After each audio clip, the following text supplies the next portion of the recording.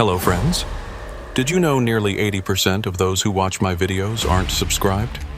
If you enjoy these stories, please hit that subscribe button and leave a like. It really helps. Thank you for being here. By the way, where are you watching from? Let me know in the comments. My name is Deacon Hawthorne, and I've been driving trucks for 23 years. That's long enough to know when a storm is coming before the radio tells you. Long enough to feel the weight shift in your trailer before you see it in the mirror. And long enough to understand that some nights on the road, you're better off not asking questions about what you see. Montana in December doesn't mess around. The cold comes down from Canada like it owns the place, settles into the valleys, and just waits. Waits for you to make a mistake. Waits for your engine to hesitate. Waits for you to think you can push through when you should have stopped 50 miles back. I was hauling construction supplies from Great Falls down to a site near the Idaho border. Nothing complicated, just steel beams, bags of concrete mix, some lumber wrapped tight on 3 pallets. The load wasn't heavy by my standards, maybe 18,000 pounds, well under the limit. The route was the problem. I was taking Highway 200 West, a 2-lane state road that cuts through some of the emptiest country you'll ever see. It's beautiful in summer, all rolling hills and pine forests, but in winter it turns into something else. The trees get heavy with snow and lean over the road like they're trying to close it off. The wind comes sideways across the open stretches and hits your trailer so hard you feel it in your spine. The weather report that morning had been clear enough. Chance of snow, they said. Temperatures dropping to single digits overnight. Wind chill below 0. Standard Montana winter. I'd driven through worse, but by the time I gassed up in Great Falls and started heading west, the sky had changed. It wasn't just gray anymore, it was low and dense, the kind of sky that presses down on you. The sun was still up, but it looked like it was shining through dirty ice. I could smell the snow coming. It's hard to explain if you haven't lived in cold country, but there's a smell to it. Something sharp and metallic in the air, like the whole world is holding its breath. I left Great Falls around 2 in the afternoon. That gave me maybe 4 hours of decent light if I was lucky. The plan was to make it to a truck stop near Missoula before the worst of the storm hit. It was a straight shot, about 200 miles, and if the road stayed clear, I could be there by 7, 8 at the latest. Grab some food, fuel up, maybe catch a few hours of sleep in the cab before pushing on.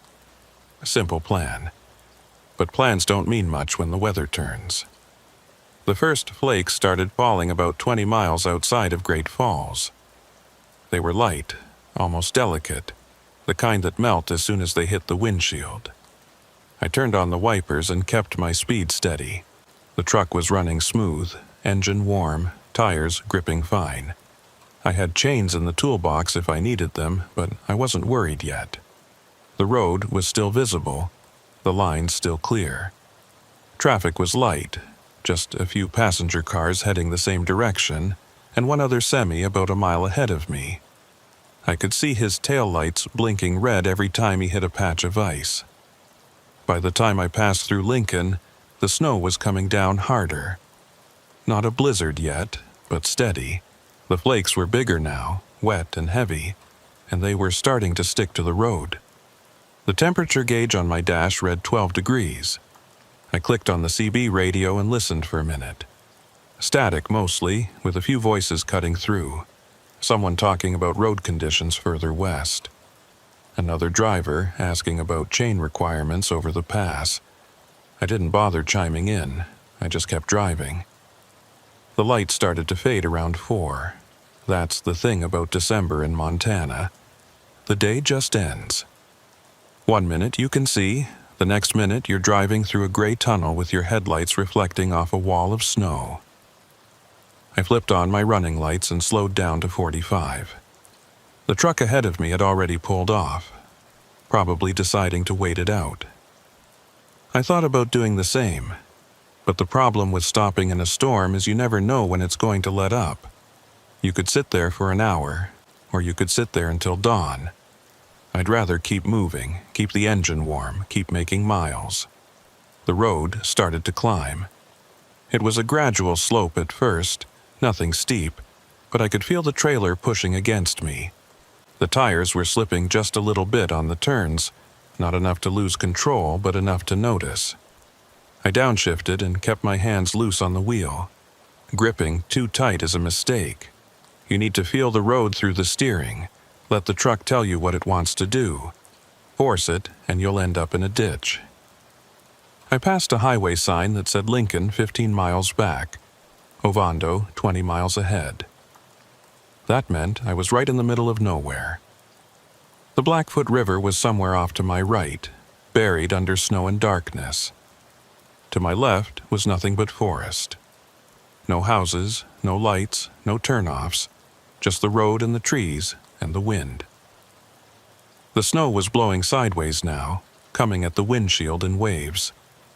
The wipers were working overtime, scraping back and forth, but it wasn't enough. I had to lean forward just to see the lines. That's when I noticed the headlights behind me.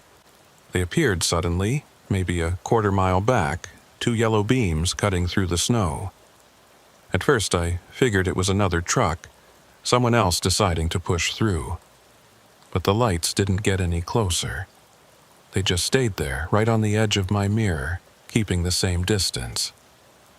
I watched them for a few miles, waiting for them to pass or fall back. But they didn't. They just followed. I tried the CB again. Any trucks on Highway 200 heading west, come back. Nothing but static. I tried again. This is a westbound truck just past Lincoln. Anybody out there? Still nothing. The radio crackled and hissed, but no voices came through. I clicked it off and focused on the road. The climb got steeper. I could hear the engine working now, that low growl it makes when it's pulling weight uphill. The trailer swayed a little as the wind hit it broadside. I tapped the brakes gently to keep the speed down and felt the tires bite, then slip, then bite again. Ice under the snow. I was on a ridge now, exposed on both sides, and the wind was stronger up here. It howled past the cab, rattling the mirrors, shaking the whole rig. The snow wasn't falling anymore, it was just flying, coming at me like static on a dead television. The headlights were still back there. I told myself it was nothing. Just another driver, maybe someone from the highway department checking the roads. But something about it didn't sit right. The distance never changed. Not when I sped up, not when I slowed down. It was like whoever was driving back there was measuring their speed exactly to mine, matching me mile for mile. I've been on the road long enough to know that most drivers don't do that. They pass you, or they drop back. They don't just follow. I came around a long curve and saw something up ahead. At first, I thought it was a vehicle stopped on the shoulder, but as I got closer, I realized it was a road sign. One of those big electronic ones the state uses to post warnings. The lights were flashing orange, and the message scrolled across in blocky letters. Winter storm warning. Road conditions deteriorating. Reduce speed. Chains recommended. I was already going slow, but I dropped it down another 5 miles an hour just to be safe. The truck groaned and the engine pitch changed, but we kept moving. Past the sign, the road started to flatten out, and I could see a long, straight stretch ahead of me. No lights, no cars, nothing but white and black and the thin gray ribbon of asphalt cutting through it all. The headlights behind me disappeared. I checked the mirrors, both sides, even craned my neck to look back through the sleeper window. Nothing. Just darkness and snow. Whoever it was must have turned off, maybe pulled over to wait out the storm. I felt a little bit of tension ease out of my shoulders. Better to be alone out here than to have someone riding my tail in conditions like this. I drove another 10 miles without seeing anyone. The snow kept falling, piling up on the shoulders, drifting across the road in thin white ribbons. The wind was relentless, pushing against the side of the trailer, making the whole rig shudder. I could feel the cold seeping in through the door seals, through the vents, even through the floorboards.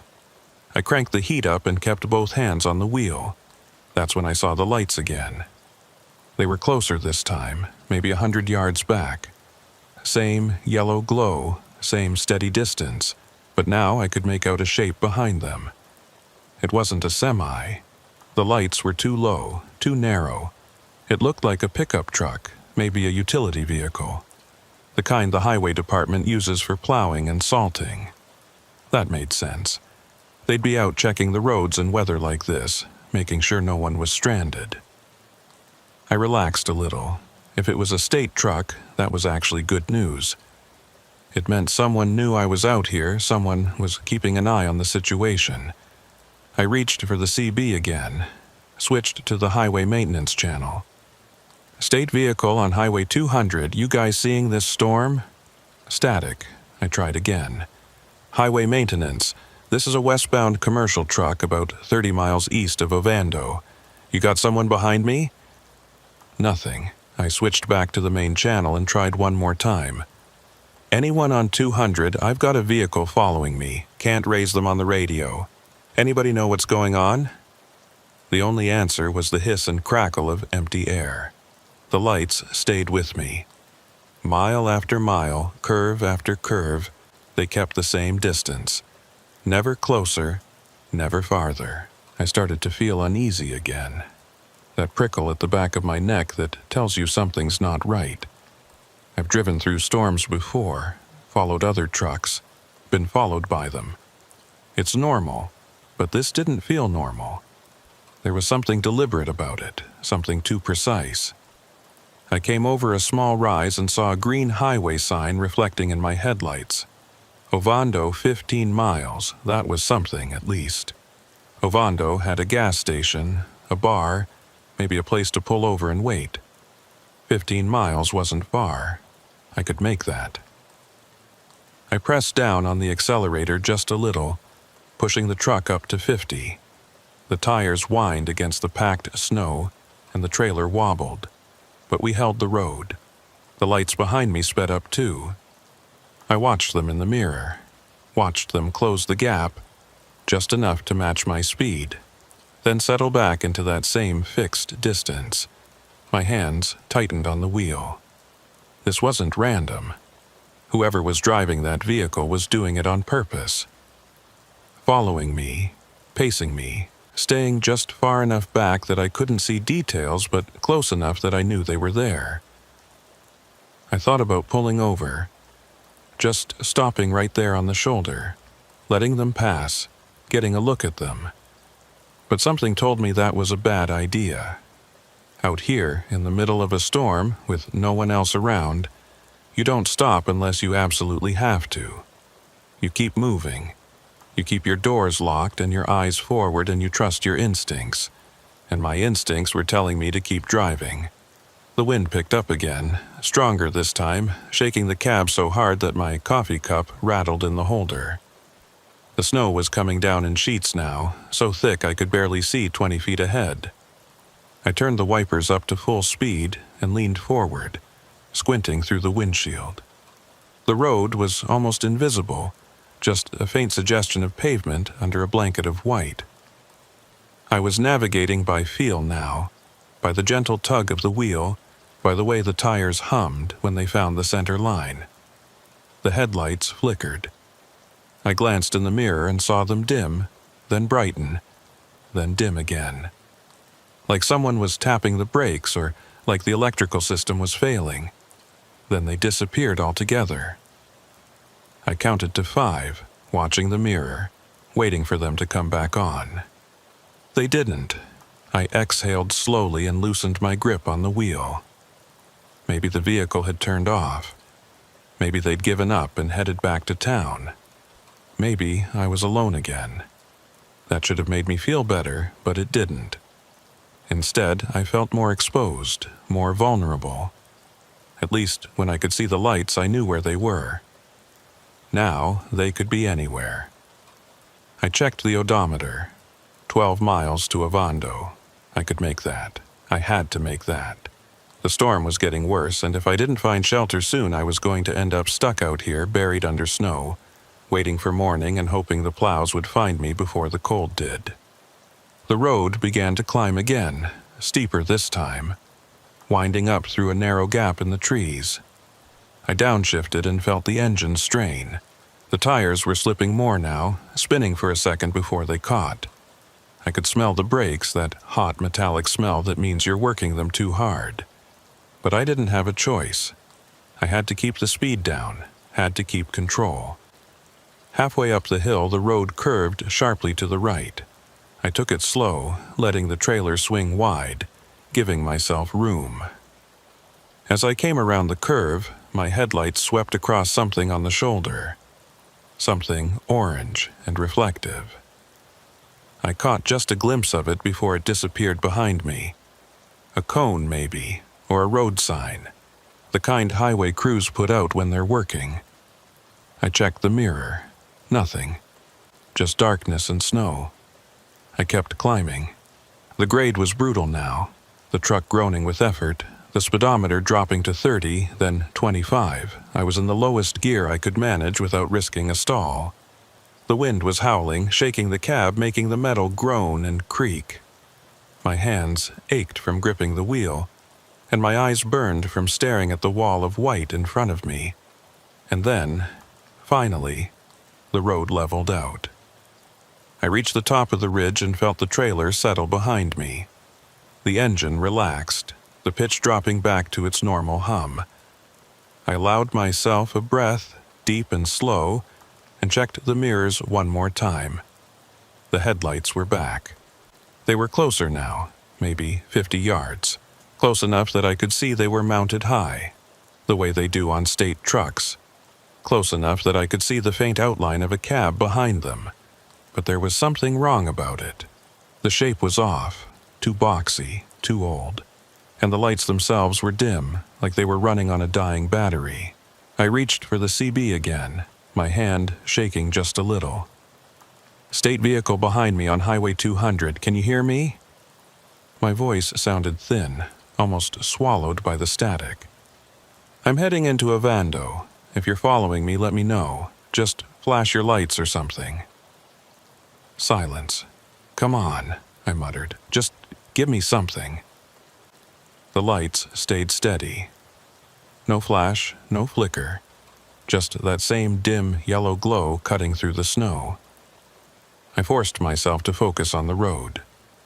Ovando was close now, maybe 8 miles. I could see the faint glow of lights ahead, just a smudge of orange against the black. Civilization. Safety. Once I got there, I could pull over, let whoever this was pass, figure out what the hell was going on. But the lights behind me weren't getting any closer. They just hung there, suspended in the storm, watching. I've driven through a lot of bad weather in my life. I've been in whiteouts where you can't see your own hood. In ice storms where the road turns into a skating rink. In winds strong enough to flip an empty trailer. But I've never felt anything like this. It wasn't fear exactly. It was something deeper, something older. A sense that I was being measured, weighed, followed not by a person but by something patient and deliberate. The lights of Ovando grew brighter. I could make out individual buildings now, a gas station on the left, a small diner on the right. There were a few cars parked in front of the diner, their roofs piled with snow. I slowed down, signaling, even though there was no one to see it, and started to ease onto the shoulder. In the mirror, the headlights behind me began to fade, not like someone turning them off, but like they were backing away, retreating into the storm. I watched them shrink, watched them dissolve into the swirling snow, until there was nothing left but darkness. I sat there on the shoulder for a long moment, engine idling, heater blasting, my heart pounding in my chest. Then I pulled back onto the road and kept driving. I didn't stop in Ovando. I didn't stop until I was 30 miles past it, at a brightly lit truck stop with a dozen other rigs parked out front and people moving around under the fluorescent lights. Even then, I checked the mirrors before I opened the door. And I kept checking them all night long. The truck stop outside of Sealy Lake was one of those places that felt like a small island of light in an ocean of darkness. 12 rigs lined up in neat rows, their running lights glowing amber and red, diesel engines rumbling in that low, steady rhythm that sounds almost like breathing. I parked at the far end, backing in so I had a clear view of the entrance. Old habit, you always want to see who's coming. I killed the engine and sat there for a minute, letting my hands uncurl from the wheel. My fingers ached, my shoulders ached, my jaw ached from clenching it for the past hour. Through the windshield I could see the main building, a low, concrete structure with big windows lit up bright. Inside, a handful of drivers moved around, getting coffee, buying snacks, standing in line for the showers. Normal things. Safe things. I grabbed my jacket from behind the seat and climbed down from the cab. The cold hit me like a fist. It wasn't just cold, it was sharp. The kind of cold that goes right through your clothes and settles into your bones. My breath came out in thick, white clouds. The snow had stopped falling, but the wind was still blowing, pushing drifts across the parking lot, making little spirals of white dance under the lights. I did a quick walk around the truck, checking the straps on the load, looking at the tires. Everything looked fine. No damage, no problems. But I couldn't shake the feeling that something was off. That vehicle behind me on the highway, the way it had followed me for miles and then just vanished. It didn't sit right. I've been followed before, plenty of times. Other trucks drafting behind me to save fuel, passenger cars stuck behind me on a 2-lane road. But this was different. This felt intentional. Inside the truck stop, the heat was almost overwhelming after the cold. The air smelled like coffee and fried food, and diesel fuel tracked in on boots. I nodded to a couple of drivers I recognized, grabbed a cup of coffee from the self-serve station, and found a spot by the window where I could watch the parking lot. The coffee was terrible, bitter and burnt, but it was hot, and that was all that mattered. I pulled out my phone and checked the weather. The forecast hadn't improved. Winter storm warning in effect until 6 a.m. Heavy snow expected, winds gusting up to 40 miles per hour, wind chill well below zero. Travel not recommended. I scrolled through the map, looking at road conditions. Highway 200 was listed as hazardous, chain requirements in effect. Several smaller roads were already closed. I was lucky I'd made it this far. A driver at the next table was talking to someone on his phone, his voice loud enough to carry. "Yeah, I'm stuck here for the night. No way I'm driving in this. They closed the pass about an hour ago. Some idiot tried to push through and ended up in a ditch." He laughed, but it was a tired sound. State patrols out there pulling people out left and right. I sipped my coffee and stared out the window. The parking lot was still, just the wind moving across it, pushing snow into patterns that shifted and changed. I thought about calling it a night, climbing into the sleeper and trying to get some rest. But I wasn't tired. Not in the way that leads to sleep, anyway.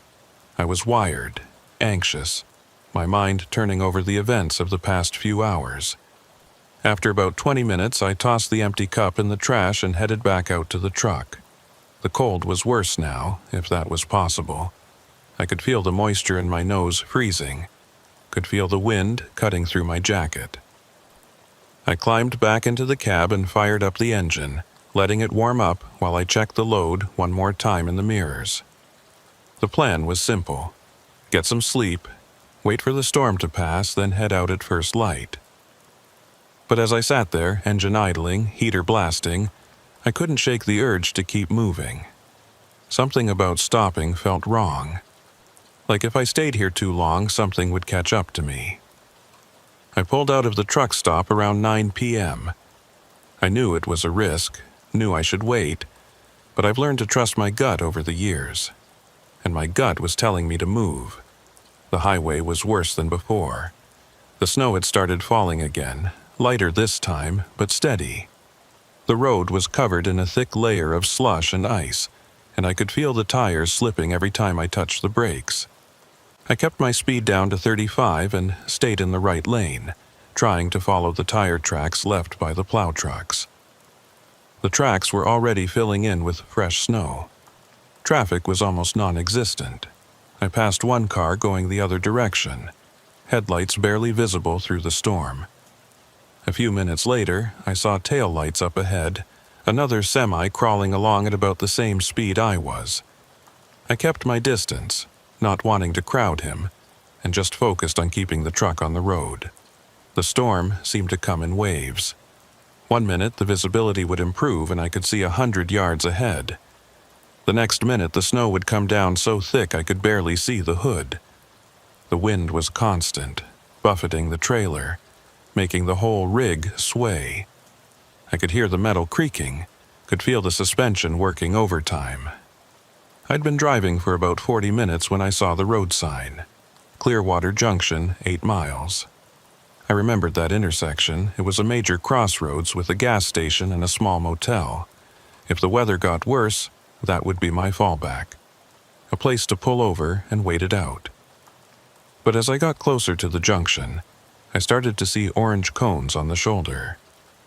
They appeared one by one in my headlights, spaced about 50 feet apart, their reflective stripes glowing bright. Then I saw the flashing lights, amber and white, mounted on top of a vehicle parked sideways across the right lane. I slowed down, downshifting, and brought the truck to a stop about 20 yards away. Through the falling snow, I could make out the shape of a pickup truck. It was white, with a yellow light bar on the roof and a plow blade mounted on the front. State Highway Department. The driver's door was open, and someone was standing next to it waving a flashlight. I rolled down my window, letting in a blast of freezing air. The person with the flashlight walked toward me, boots crunching in the snow. As he got closer, I could see he was wearing an orange vest over a heavy coat and a yellow hard hat.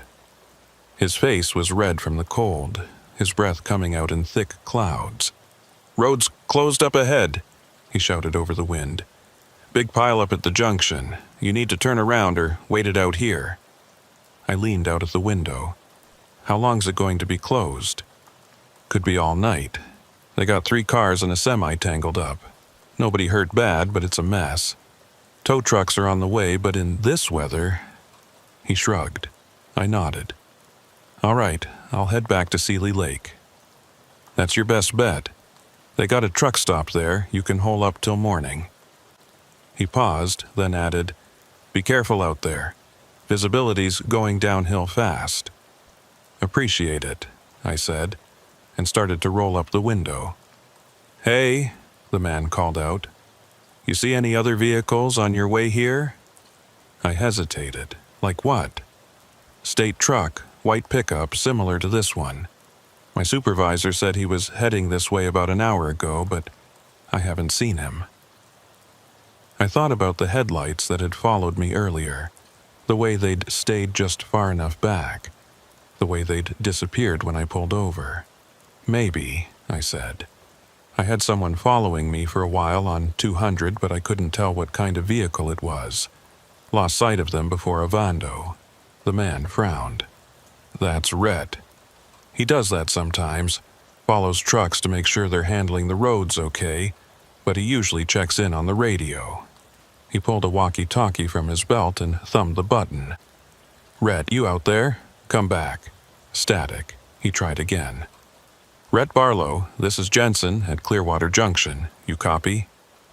Nothing but the hiss of empty air. The man, Jensen, shook his head and clipped the radio back to his belt. "Radio's been spotty all night. He's probably fine, just lost signal." But he didn't sound convinced. "You want me to keep an eye out on my way back?" I asked. "Yeah, if you don't mind." If you see a white state truck with a plow, flash your lights or something. Let him know I'm looking for him." "Will do." Jensen stepped back and waved me through. I eased the truck into a wide turn, using the full width of the road to swing the trailer around. It took a couple of tries backing up and adjusting, but eventually I got pointed back the way I'd come. As I pulled away, I checked the mirror and saw Jensen standing there in the snow, staring down the empty road, his flashlight beam cutting through the darkness. The drive back felt longer than the drive out. Maybe it was because I was tired, or maybe it was because I knew I was backtracking, giving up miles I'd already earned. The storm seemed to sense my frustration and got worse. The snow came down harder, the wind picked up, and the temperature dropped another few degrees. I could feel the cold seeping through the door seals, through the floorboards, even through the dashboard. I was about halfway back to Seeley Lake when I saw the headlights again. They appeared suddenly in my mirror, maybe a quarter-mile back.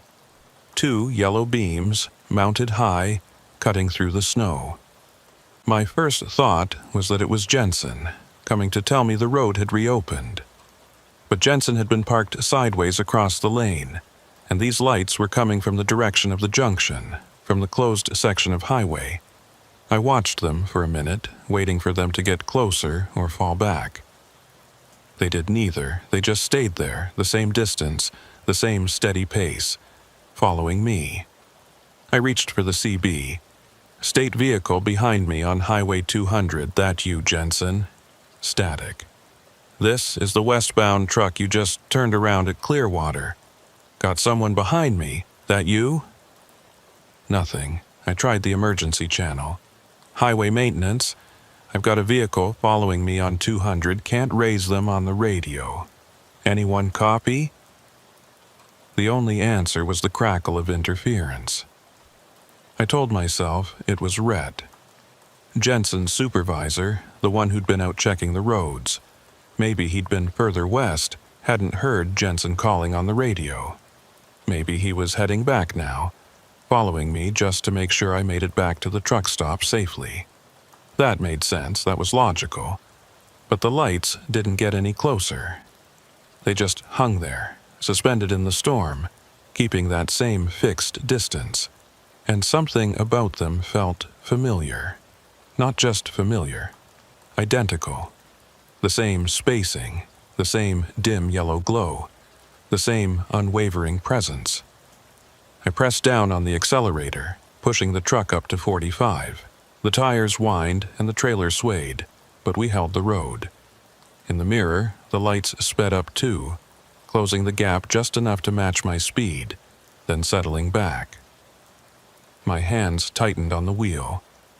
This was the same vehicle, the same one that had followed me before. I was sure of it now, but that didn't make sense.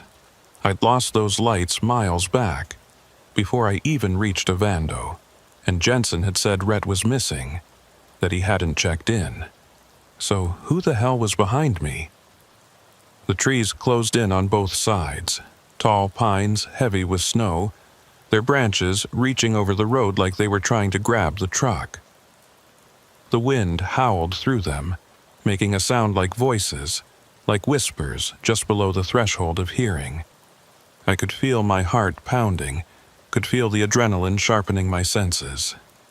Every shadow looked like movement. Every drift looked like something crouching. I came around a long curve and saw something up ahead. At first I thought it was a deer, but as I got closer I realized it was a vehicle. It was parked on the shoulder, nose pointed toward the ditch, tail end sticking out into the lane. A white pickup truck with a plow blade on the front. I slowed down, my foot hovering over the brake. The truck was dark, no lights, no sign of anyone inside. As I passed it, I got a good look. It was a state highway truck, just like the one Jensen had been driving. The door was closed, the windows were covered in snow, and there were no tracks leading away from it. Like it had been sitting there for hours. In the mirror, the headlights behind me were gone. I checked both sides, craned my neck to look back through the sleeper window. Nothing. Just the empty road and the falling snow. The state truck sat there on the shoulder, dark and silent, and then it was behind me, swallowed by the storm. I drove for another 10 minutes, my mind racing. That truck on the shoulder, was that Rhett's? It had to be, but if it was, then who had been following me? And where had they gone? I tried the CB again. Jensen, at Clearwater Junction, you copy? I found a state truck on the shoulder about 6 miles east of your position. Looks like it's been there a while. Static, then a voice, faint and broken. Copy? Say again. I found the truck, I repeated, louder this time. White pickup with a plow parked on the shoulder, no sign of the driver. Which mile marker? I don't know. I didn't see one. About 6 miles east of the junction, right after a big curve. Check. The radio went dead. I tried again, but there was no response. The signal was gone, swallowed by the storm. I kept driving. The lights of Seeley Lake appeared ahead, faint at first, then brighter. I'd never been so glad to see a truck stop in my life. I pulled in, parked in the same spot as before, and killed the engine. My hands were shaking. I sat there for a long moment, staring at the dashboard, trying to process what had just happened. Finally, I climbed down from the cab and went inside. The place was quieter now, just a few drivers scattered around, most of them asleep in their trucks. I bought another cup of coffee and sat down by the window, watching the parking lot. Waiting. About an hour later, I saw lights on the highway. 2 vehicles moving slowly. As they got closer, I recognized the flashing amber lights of state trucks. They pulled into the parking lot and stopped near the entrance. 3 men climbed out, all wearing orange vests and hard hats. One of them was Jensen. I walked outside and met them halfway. Jensen recognized me and nodded. You're the driver who called it in? Yeah? Did you find him? Jensen's face was grim. We found the truck, no sign of Rhett. What do you mean, no sign? Truck was empty. Keys still in the ignition. Radio on. No tracks leading away. No blood. Nothing. Like he just vanished. I felt a cold knot form in my stomach. How long has the truck been there? One of the other men spoke up. That's the thing. We checked the GPS logs. That truck hasn't moved in 2 days, and it shouldn't even be on the road. What do you mean? Jensen glanced at his colleague, then back at me. Rhett Barlow's been on medical leave for 3 weeks. Hurt his back. He's not cleared to drive. And the truck you found? That truck was decommissioned 6 months ago. Sold for parts. It's not even in our fleet anymore.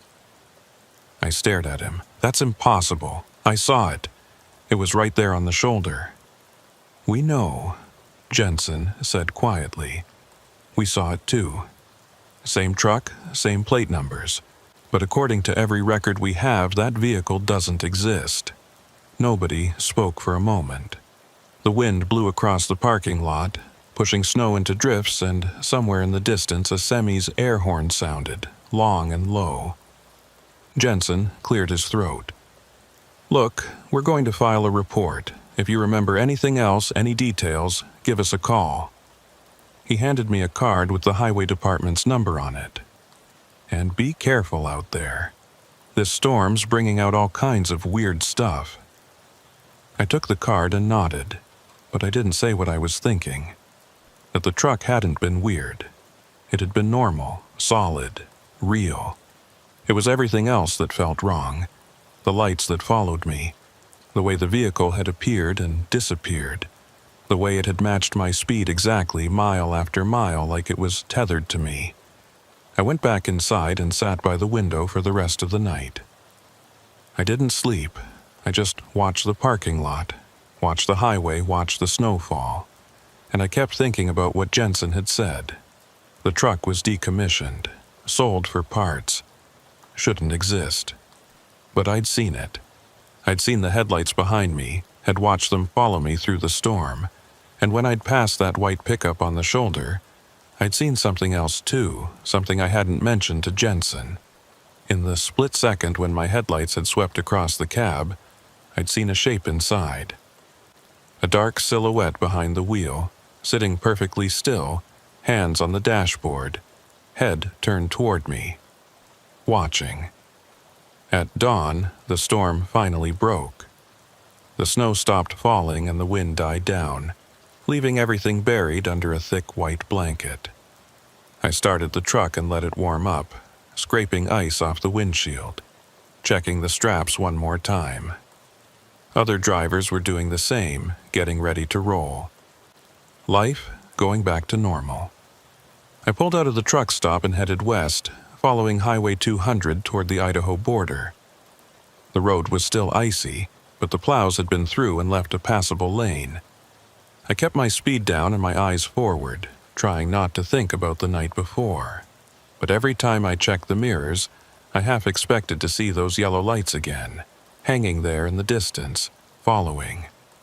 They never appeared. The road stayed empty behind me, and by the time I reached the Idaho line, the sun was up and the world looked normal again. Just snow and trees and a long ribbon of highway stretching west. I made my delivery, unloaded the construction supplies, and signed the paperwork. The whole time I couldn't shake the feeling that something had changed, that I'd crossed a line somewhere back on that frozen Montana highway, and now I was on the other side of it. I called the highway department 3 times over the next week, asking if they'd found Rhett Barlow. Each time, they told me the same thing. No sign of him. Search called off. Case still open, but no leads. And each time I wanted to ask them about the truck. About how a vehicle that shouldn't exist had been sitting on the shoulder, dark and silent, with someone inside, but I never did. Because I already knew what they'd say. That I was tired. That it was dark. That storms play tricks on your mind. But I know what I saw. And sometimes, late at night when I'm driving through empty country, I check the mirrors just a little more often, just to make sure nothing's following me. Nothing that shouldn't be there. Nothing that's been gone for months but somehow still remembers the roads. 3 weeks passed before I had another load that took me through Montana. In those 3 weeks I tried not to think about that night on Highway 200, about the headlights that followed me, about the state truck that shouldn't have existed. I took runs through Wyoming and Idaho, down into Nevada, even made a trip up to North Dakota. But I avoided Montana.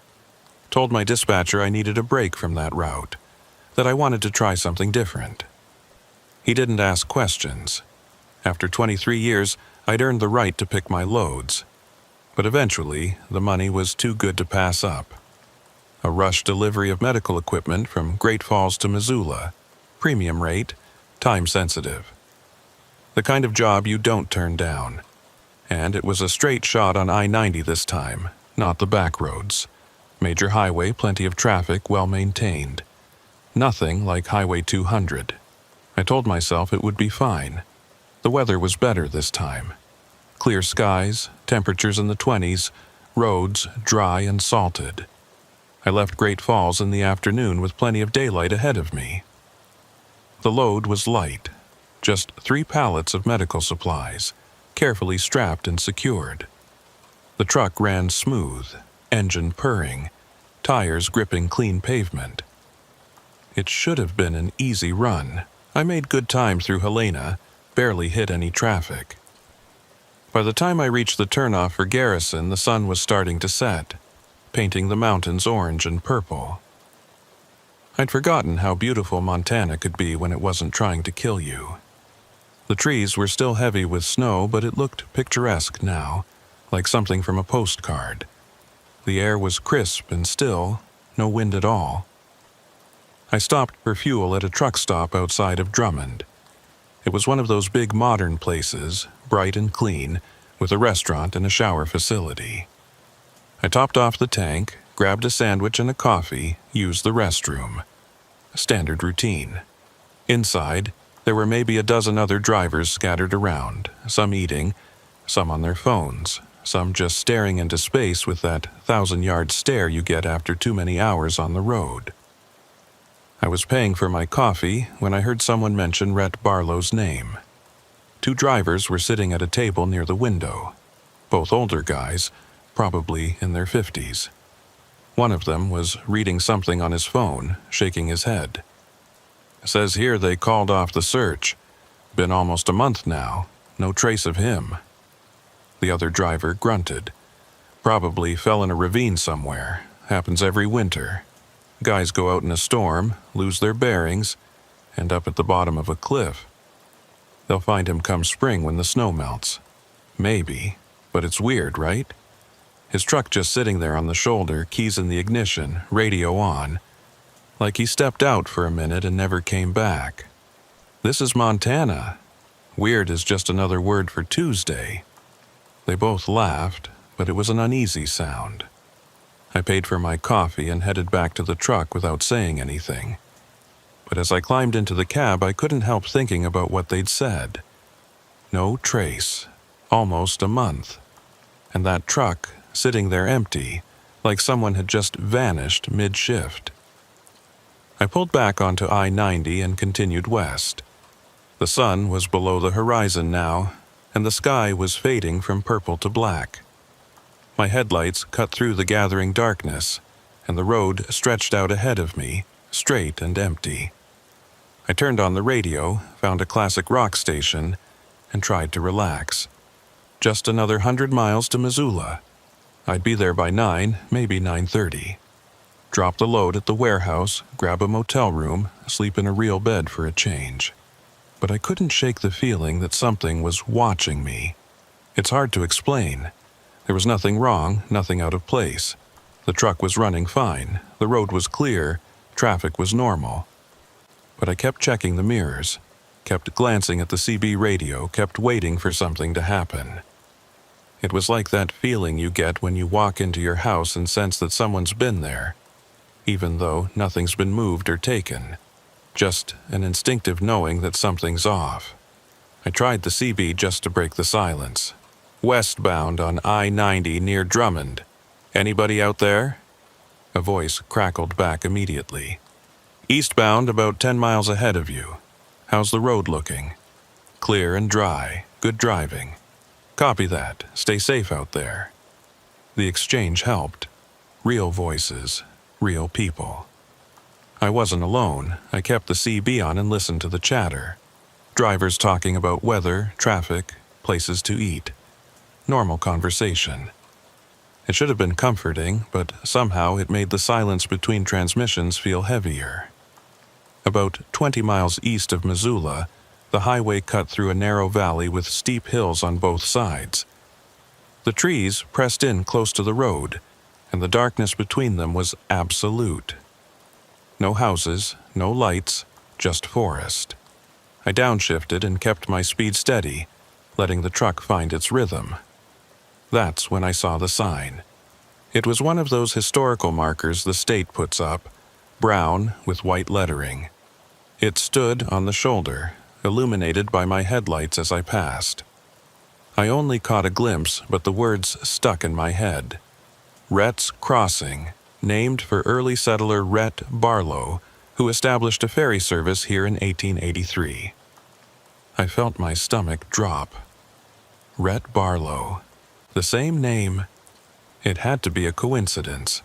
Had to be. Barlow wasn't an uncommon name in Montana. Probably dozens of families with that surname scattered across the state.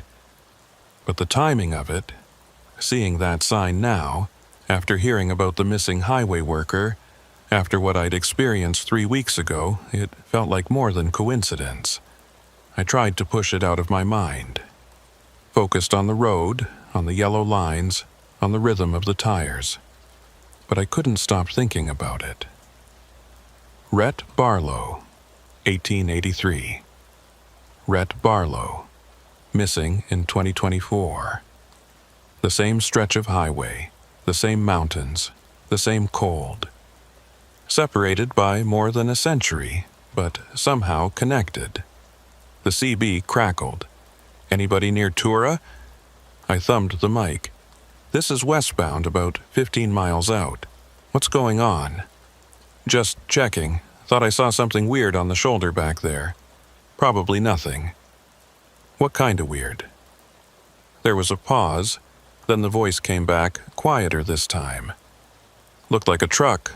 White pickup with a plow on the front. But when I slowed down to check it out, it was gone. Must have been shadows or something.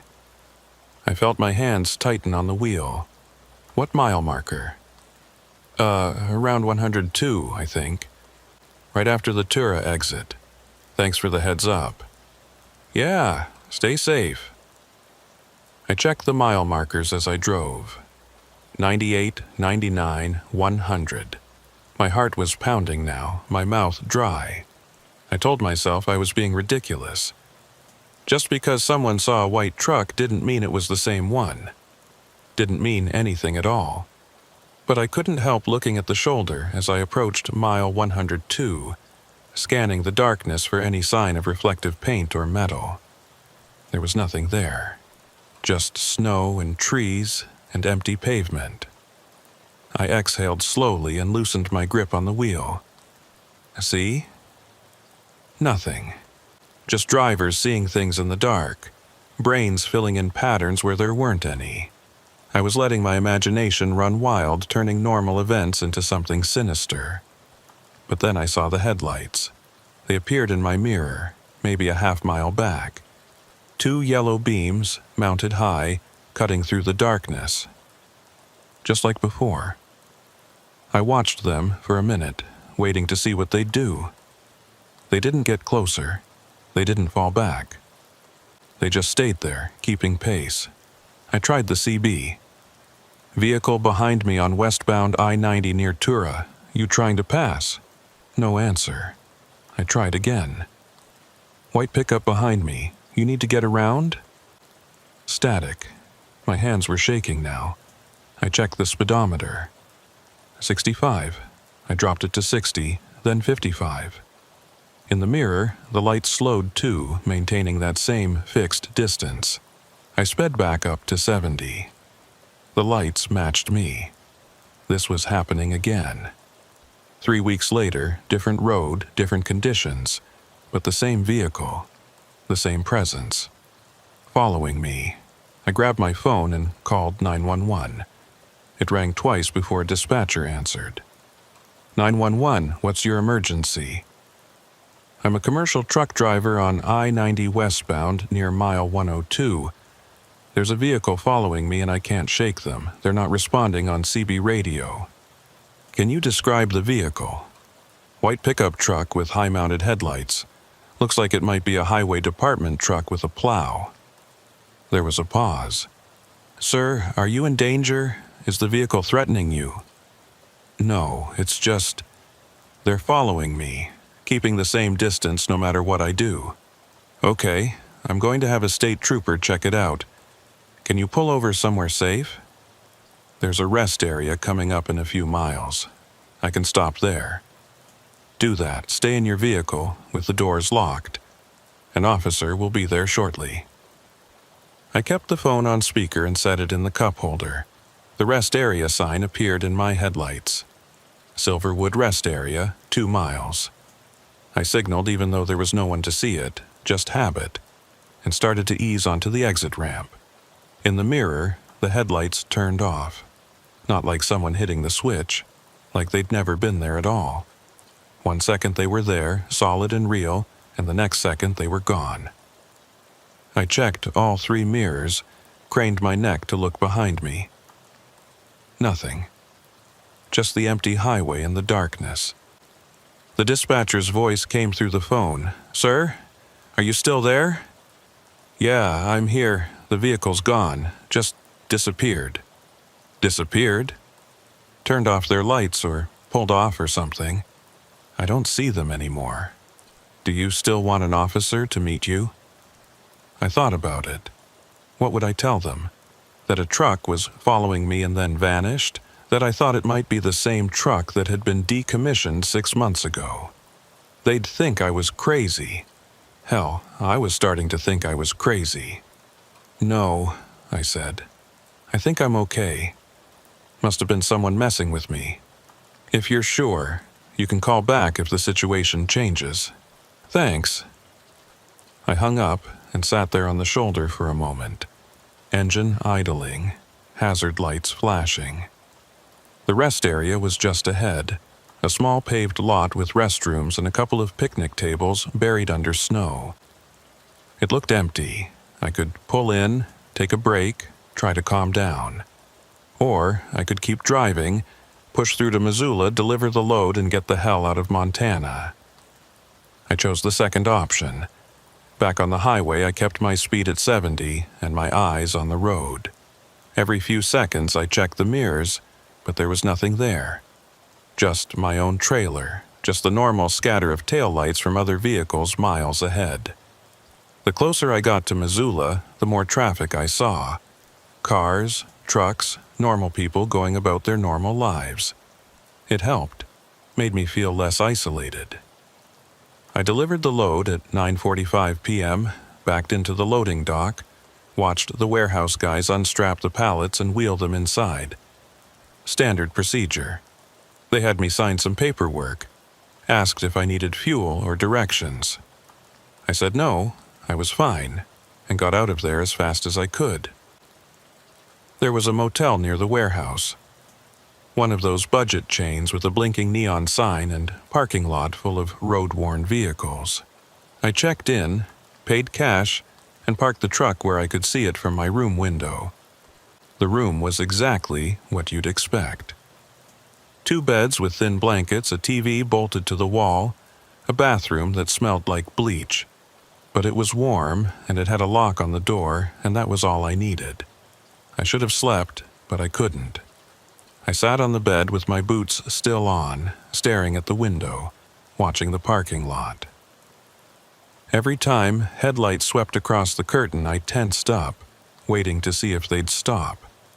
But they always kept moving, always belonged to someone else. Around midnight, I turned on the TV just for the noise, found a news channel, local coverage. They were talking about the weather, about road conditions, about the usual stuff. Then the anchor said something that made me sit up. State highway officials are still searching for Rhett Barlow, a maintenance worker who went missing nearly 4 weeks ago during a winter storm. Barlow, 42, was last seen on Highway 200 near Clearwater Junction. His vehicle was found abandoned on the shoulder, but there's been no sign of Barlow himself. Anyone with information is asked to contact. I turned it off. 42 years old. That detail hit me harder than it should have. Rhett Barlow wasn't just a name anymore. He was a real person. Probably had a family, kids, people waiting for him to come home.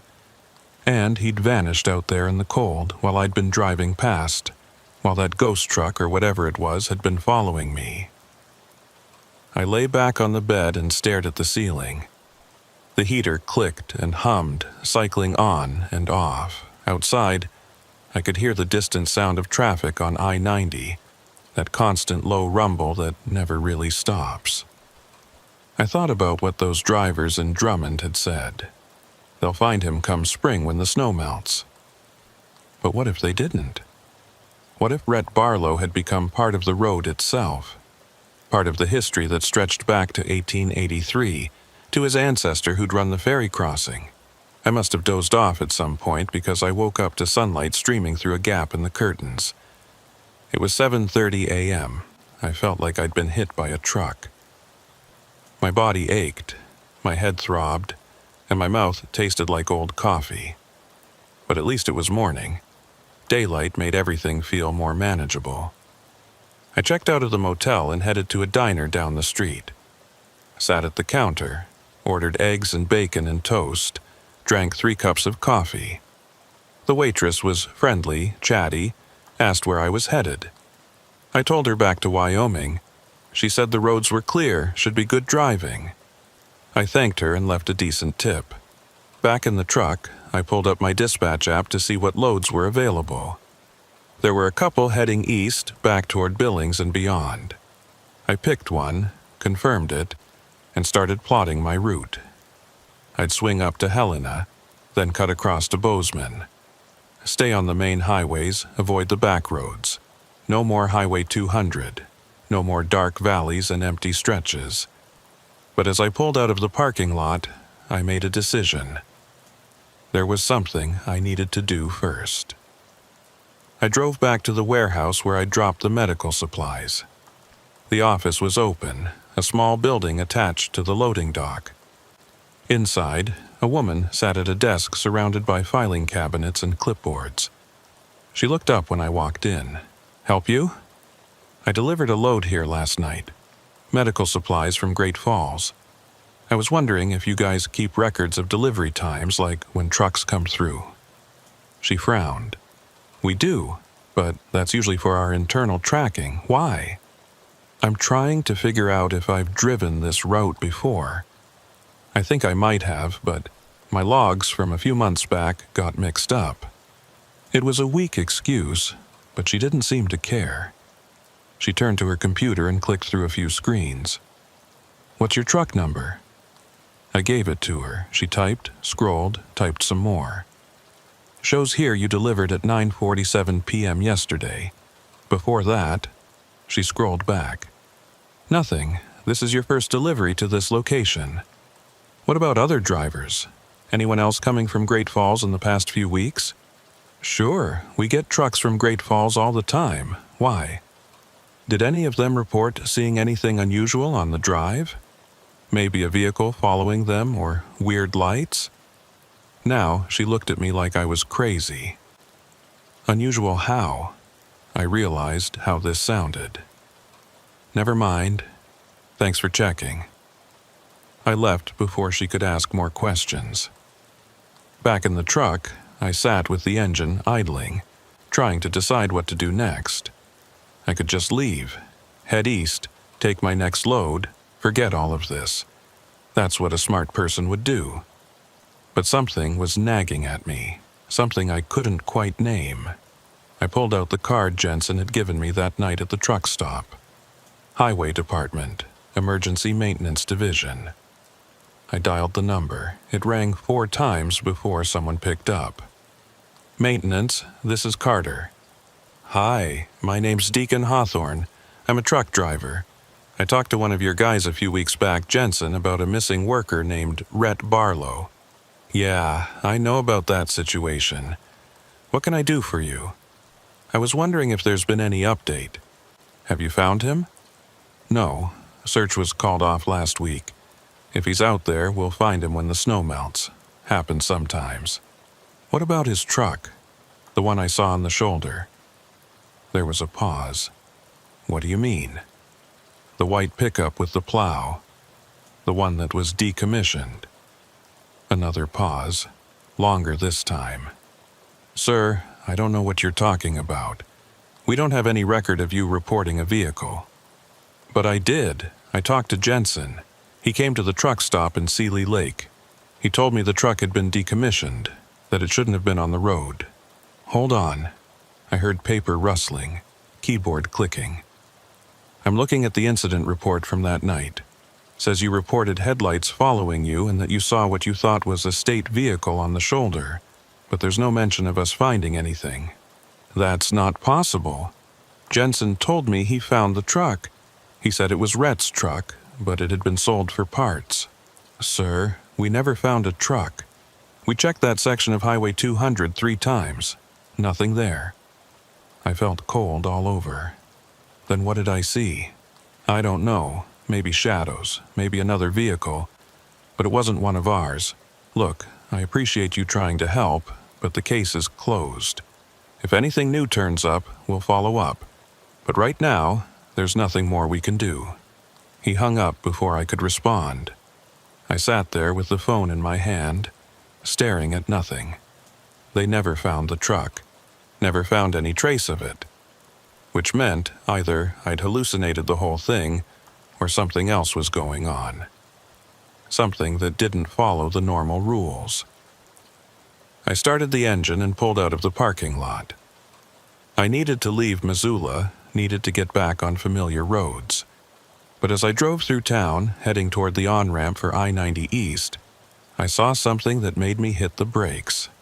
A historical marker. Just like the one I'd seen the night before. Brown with white lettering, standing on the corner of a street. I pulled over and got out, leaving the truck idling. The marker read, "In memory of Rhett Barlow, 1841 to 1883. Pioneer settler and ferryman. Lost in a blizzard while attempting to rescue stranded travelers. His service to the community and dedication to helping others is remembered." Lost in a blizzard, attempting to rescue travelers. I read it twice, 3 times, trying to make sense of it. The man from 1883 had died in a storm, trying to help people. And now, more than a century later, another Rhett Barlow had vanished in a storm, while supposedly checking on drivers. It couldn't be a coincidence. There had to be a connection. Something I was missing, but what? I stood there for a long time, reading that marker over and over, while the cold wind blew and the traffic moved past and the sun climbed higher in the sky. And I realized something.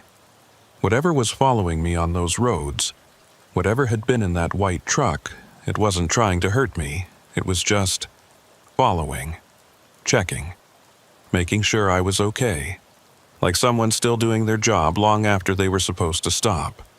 I climbed back into the truck and sat there, hands on the wheel, staring at the road ahead. I thought about turning around, going back to Highway 200, trying to find that spot where I'd seen the truck. But what would be the point? I already knew what I'd find. Nothing. Just snow and trees and empty pavement. Instead, I put the truck in gear and headed east, away from Montana, away from the mountains, away from whatever it was that lived in those frozen valleys. I had another load waiting, another delivery to make.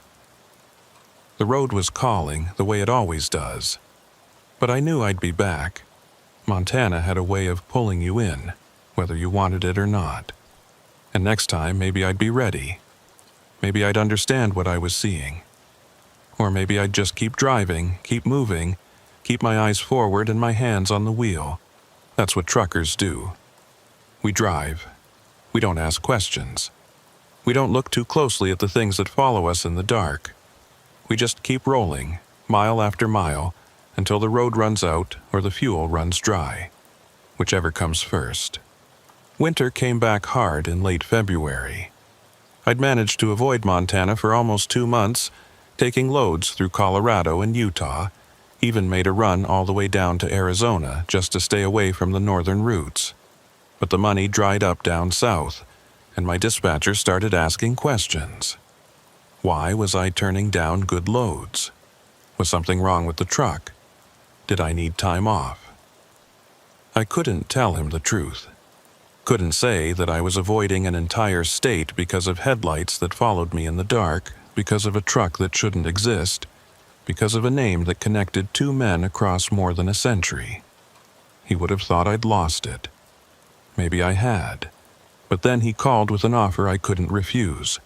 Double rate, hazard pay, immediate pickup, a load of emergency heating equipment from Billings to Kalispell. The western part of Montana was getting hammered by a late-season storm, temperatures dropping to 20 below, wind chills off the charts. People were freezing. They needed these heaters, and they needed them fast. Only catch was the route.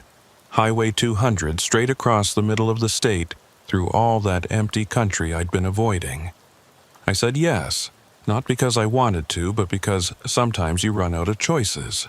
Sometimes the road decides where you're going, and all you can do is grip the wheel and follow.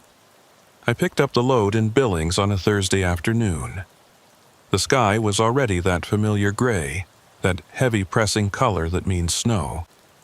The forecast was calling for 6 to 8 inches overnight, winds gusting to 40 miles per hour, travel not advised. But the heaters were needed now, not tomorrow, not next week. So I signed the paperwork, did my inspection, and headed west. The first 100 miles were fine, cold but clear, roads dry. I made good time through Big Timber and Livingston, caught the sunset over the crazy mountains. It was beautiful, all orange and pink against the snow-covered peaks. For a moment I almost forgot why I'd been avoiding this place. Almost remembered why I'd fallen in love with trucking all those years ago. But as I got closer to White Sulphur Springs, the sky changed. The color drained out of it, leaving nothing but gray and black. The wind picked up, rocking the trailer, making the whole rig sway. And the snow started. Light at first, just flurries dancing across the windshield. Then heavier, coming down in thick wet flakes that stuck to everything.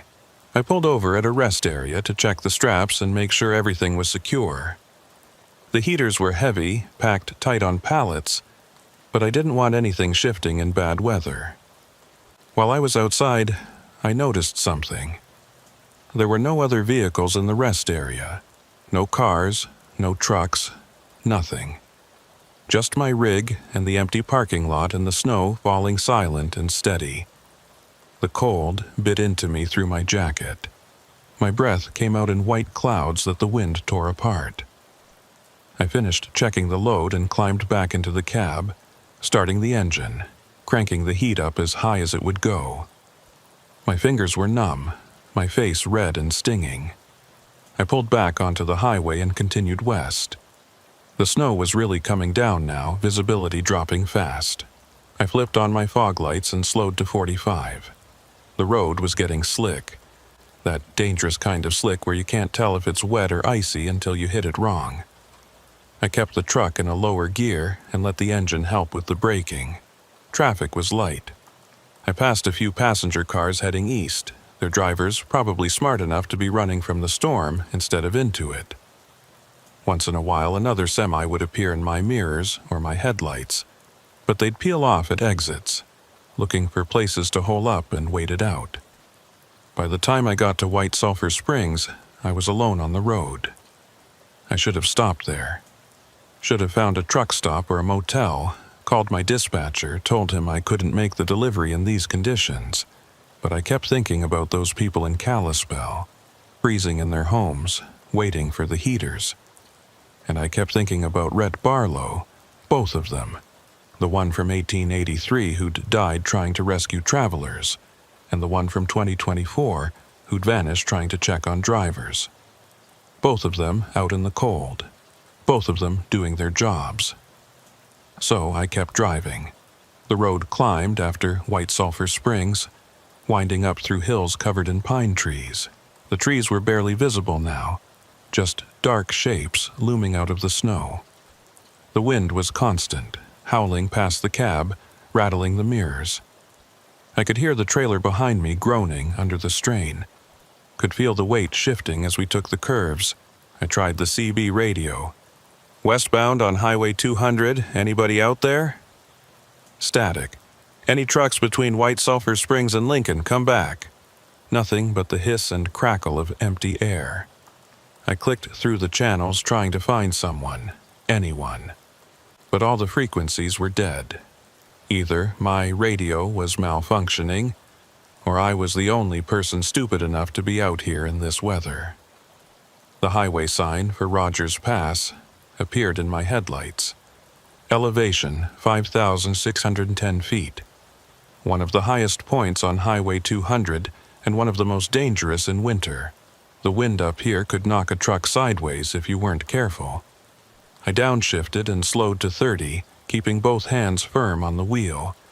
As I climbed toward the pass, I noticed something in my mirror. Headlights. Two of them, mounted high, cutting through the snow about a quarter-mile back. I felt my stomach tighten. Not again, not now. I watched them, waiting to see what they'd do. They didn't get closer. They didn't fall back. They just stayed there, matching my speed exactly, maintaining that same fixed distance I'd seen before. I reached for the CB. "Vehicle behind me on Highway 200, you trying to pass?" Static. "State truck behind me, that you?" Nothing. My hands were shaking. I gripped the wheel tighter, trying to steady them. This was happening again. Same vehicle, same behavior, same presence following me through the storm. But this time I was ready. This time I wasn't going to panic. I kept driving, kept my eyes forward, kept my speed steady. The headlights stayed with me. Mile after mile, curve after curve, never varying, never changing, just following. The pass was worse than I'd expected. The wind up here was brutal, hitting the trailer broadside, making the whole rig shudder. Snow was piling up on the windshield faster than the wipers could clear it. I had to lean forward and squint just to see the road. The temperature gauge read -8. Outside, it was probably closer to -30 with the wind chill. I came over the top of the pass and started the descent on the other side. This was the dangerous part. Too much brake, and the wheels could lock up on the ice. Too little, and the trailer could start pushing the cab, jackknifing the whole rig. I downshifted again, letting the engine hold us back, tapping the brakes gently when I needed to. In the mirror, the headlights followed, still the same distance, still perfectly matched to my speed. I thought about what I'd learned. About Rhett Barlow from 1883, lost in a blizzard trying to help others.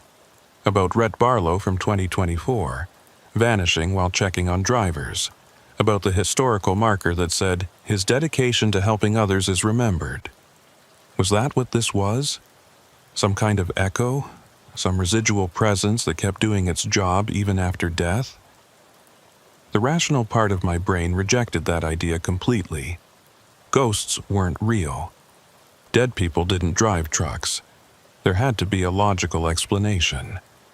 A real vehicle, a real driver, maybe someone from the highway department who was following me to make sure I made it through safely. That made sense. That was reasonable. But then why wouldn't they answer on the radio? Why had the other highway workers said they'd never found the truck?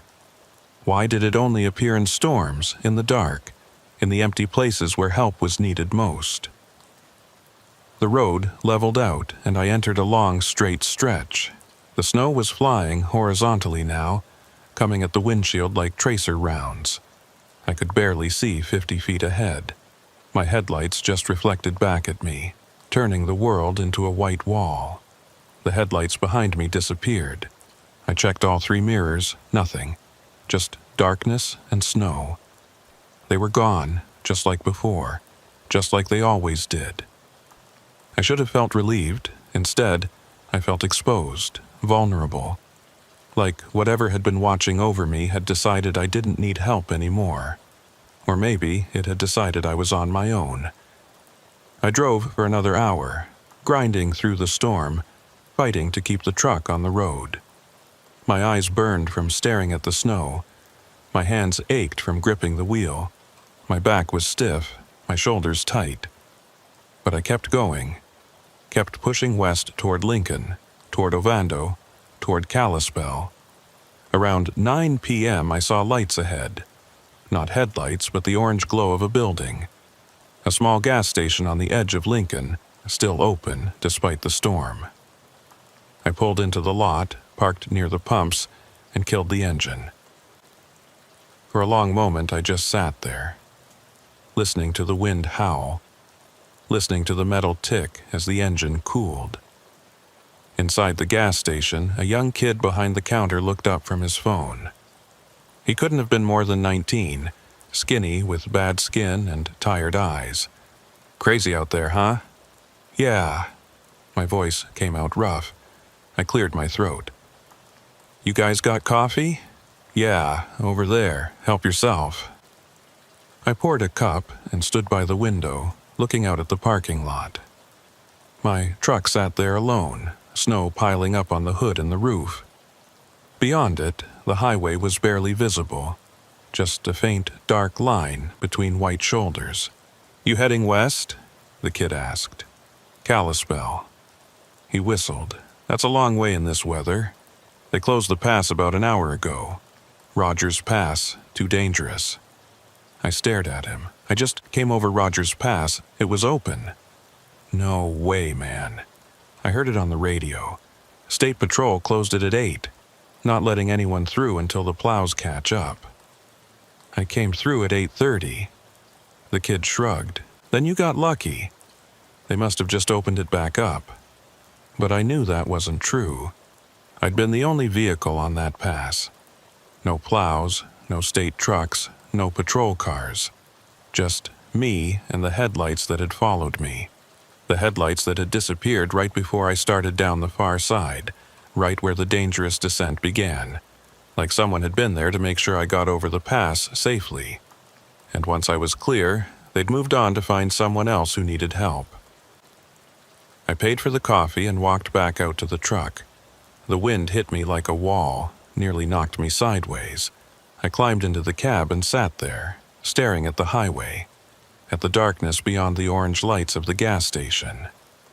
I thought about turning back, about calling my dispatcher and telling him I couldn't make the delivery, that the conditions were too dangerous. But those heaters were needed. People were counting on them, and I'd already come this far. I started the engine and pulled back onto the highway. The last 60 miles to Kalispell were the longest of my life. The storm got worse, if that was possible. The wind was relentless, the snow so thick I could barely see the hood of my own truck. I was navigating by feel, by instinct, by the slight variations in how the tires sounded when they found pavement versus when they hit ice or gravel. I passed through Ovando without seeing anything but a faint blur of lights. Crossed over the Blackfoot River on a bridge I couldn't see, trusting that it was there because the road said it should be. The whole world had shrunk to just the cab of the truck, just the yellow glow of my dashboard lights and the endless white beyond the windshield. And then, in my mirror, the headlights appeared again. I didn't react this time. Didn't try the radio, didn't speed up or slow down. I just acknowledged them, gave a small nod like you might to another driver passing on the highway. And I kept driving. They stayed with me all the way to the outskirts of Kalispell, right up until the moment when the streetlights started appearing, when houses became visible on either side of the road, when the storm seemed to ease just a little. Then they faded, slowly, like someone turning down a dimmer switch, until they were gone. I delivered the heaters at 11:47 p.m. The warehouse manager looked shocked to see me. Jesus, I didn't think anyone was crazy enough to drive in this weather. Emergency delivery, I said. Well, you made it. That's what counts. I got him to sign the paperwork, declined his offer of coffee, and drove to a motel near the airport. I was too tired to go any further, too tired to think straight. I parked the truck, grabbed my overnight bag, and checked into a room that smelled like old carpet and chemical air freshener. I should have slept for 12 hours, should have crashed hard and not woken up until noon. But I was awake by 5 a.m., lying in the dark, staring at the ceiling. My body was exhausted, but my mind wouldn't stop turning. I kept thinking about those headlights, about the way they'd appeared when the road was at its worst, and disappeared when I reached safety, about Rhett Barlow, both of them, and what it meant to keep doing your job even after you were gone. At dawn, I got dressed and drove back toward Highway 200. I don't know why. Maybe I was looking for answers. Maybe I just needed to see the road in daylight. Needed to prove to myself that it was real, that I hadn't imagined everything. The storm had passed. The sky was clear and bright, painfully blue. The sun reflected off the snow, turning everything white and blinding. I drove east, retracing my route from the night before. Past Ovando, past the Blackfoot River, past all those empty stretches where I'd fought to keep the truck on the road. Everything looked different in daylight. Normal. Safe. Just another Montana highway on a winter morning. I pulled over at a turnout near Rogers Pass and got out. The cold was sharp, but still no wind now. I walked to the edge of the shoulder and looked down at the valley below. From up here you could see for miles. Snow-covered mountains, dark pine forests, the thin ribbon of highway cutting through it all. And I thought about all the drivers who'd come this way over the years, all the people who'd pushed through storms, who'd fought to make deliveries, who'd taken risks they shouldn't have taken. How many of them had been followed by those headlights? How many had been watched over by something they couldn't see or explain? I stood there for a long time, breathing the cold air, watching the sun climb higher. Then I walked back to the truck and drove east, leaving Montana behind once more. But I knew I'd be back. The road always brings you back, whether you want it or not. And next time, if I saw those headlights in my mirror, I wouldn't be afraid. I'd just keep driving, keep doing my job, the way Rhett Barlow had done his. The way he was still doing, maybe, out there in the storm. Watching, following, making sure no one was left alone in the cold. That was 8 months ago. Since then, I've made the Montana run a dozen times. Sometimes in good weather, sometimes in bad. I've driven Highway 200 in summer sunshine and autumn rain, through early morning fog and late evening twilight. And I've seen those headlights 3 more times. Always at night. Always in bad weather. Always keeping that same distance. Never closer. Never farther. And each time they've stayed with me until I reached safety, until the road improved, or the storm broke, or civilization appeared. Then they've faded, disappeared, moved on to find someone else. I don't talk about it with other drivers. Don't mention it to dispatchers or warehouse managers or anyone else. What would be the point? They'd think I was crazy, or they'd try to come up with rational explanations that would just make me doubt what I know to be true. Because I do know. I know what I've seen. I know what's out there on those roads. Some people say Highway 200 is haunted. Others say it's cursed. They talk about accidents and disappearances, about cars found empty and drivers never seen again. But I don't think it's either of those things. I think it's something else. Something older and simpler. I think it's just someone doing their job, making sure travelers get home safe, making sure no one gets lost in the storm, doing it the way they always did, the way they'll keep doing as long as there are roads to drive and people who need help. Rhett Barlow died in 1883, trying to rescue stranded travelers in a blizzard. His descendant vanished in 2024, checking on drivers in a winter storm. Same name, same mission, same lonely stretch of Montana highway. More than a century apart, but somehow still connected. And sometimes, late at night when I'm driving through empty country, when the snow is falling and the wind is howling and I'm the only vehicle on the road, I check my mirrors. And if I see those yellow headlights hanging back there in the darkness, I don't get scared anymore. I just nod, just a small acknowledgement, one professional to another. And I keep driving, because that's what we do. We drive through the storms. We make the deliveries. We keep the world moving, mile by mile, load by load, through whatever weather comes our way. And sometimes, when we need it most, we're not alone out there. Sometimes, someone's watching over us. Someone who understands that the job never really ends. Not as long as there are people who need help. Not as long as there are roads that need to be driven. Last month, I was heading west on Highway 200 again, hauling furniture to Missoula. It was late October, first real storm of the season. The snow was coming down hard, visibility maybe 30 yards. I was grinding along at 40 miles per hour, just trying to stay on the road. My CB crackled. A voice came through, faint and broken. "Westbound truck near Lincoln, doing?" I grabbed the mic. "This is westbound on 200, I'm managing. Roads are bad but passable." "Careful, pass ahead, closed earlier." "Copy that, appreciate the heads up. You out here checking roads?"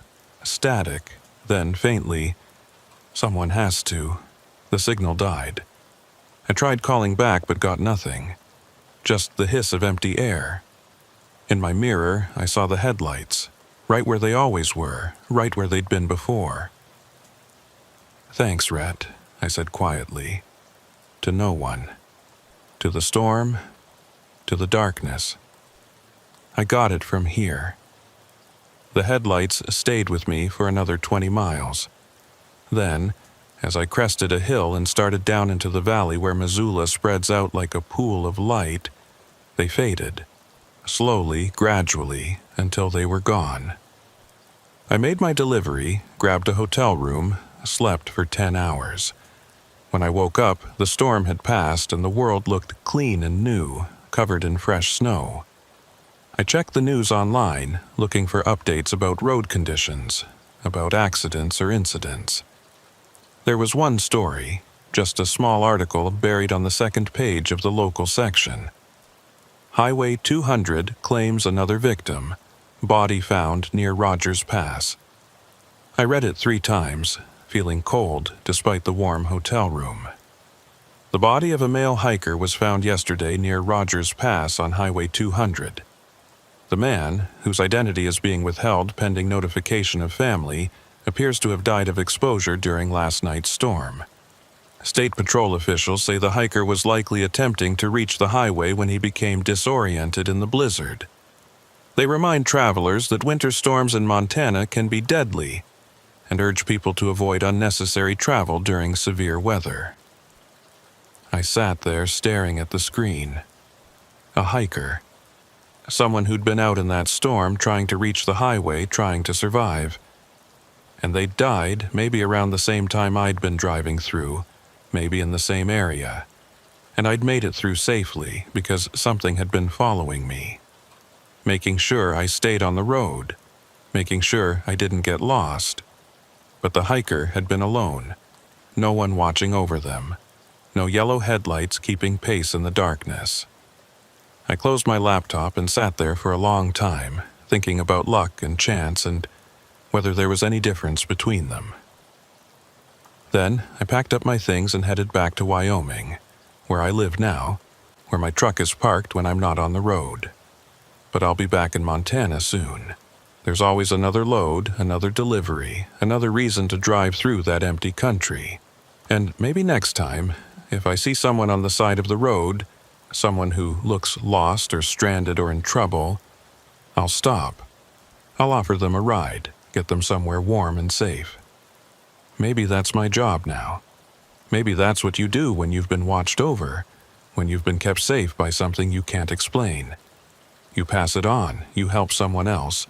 You keep doing the work, mile after mile, until the road runs out or you do, whichever comes first. The snow is starting to fall again. I can see it through my window, thick white flakes drifting down from a gray sky. The weather report says there's a storm coming. A big one. Roads will be dangerous. Travel not advised. My phone is ringing. It's my dispatcher. I already know what he's going to ask. And I already know my answer. Because someone has to drive through the storms. Someone has to make sure the load gets delivered. Someone has to keep moving, keep rolling, keep the wheels turning. Even when it's cold, even when it's dark. Even when you're alone out there on empty roads with nothing but your headlights and your faith. And the ghost of someone who died doing the same thing you're doing now. Someone has to go. And sometimes, if you're lucky, you're not really alone at all. Sometimes, someone's still out there, still watching, still making sure you make it home. I pick up the phone. "Yeah," I say.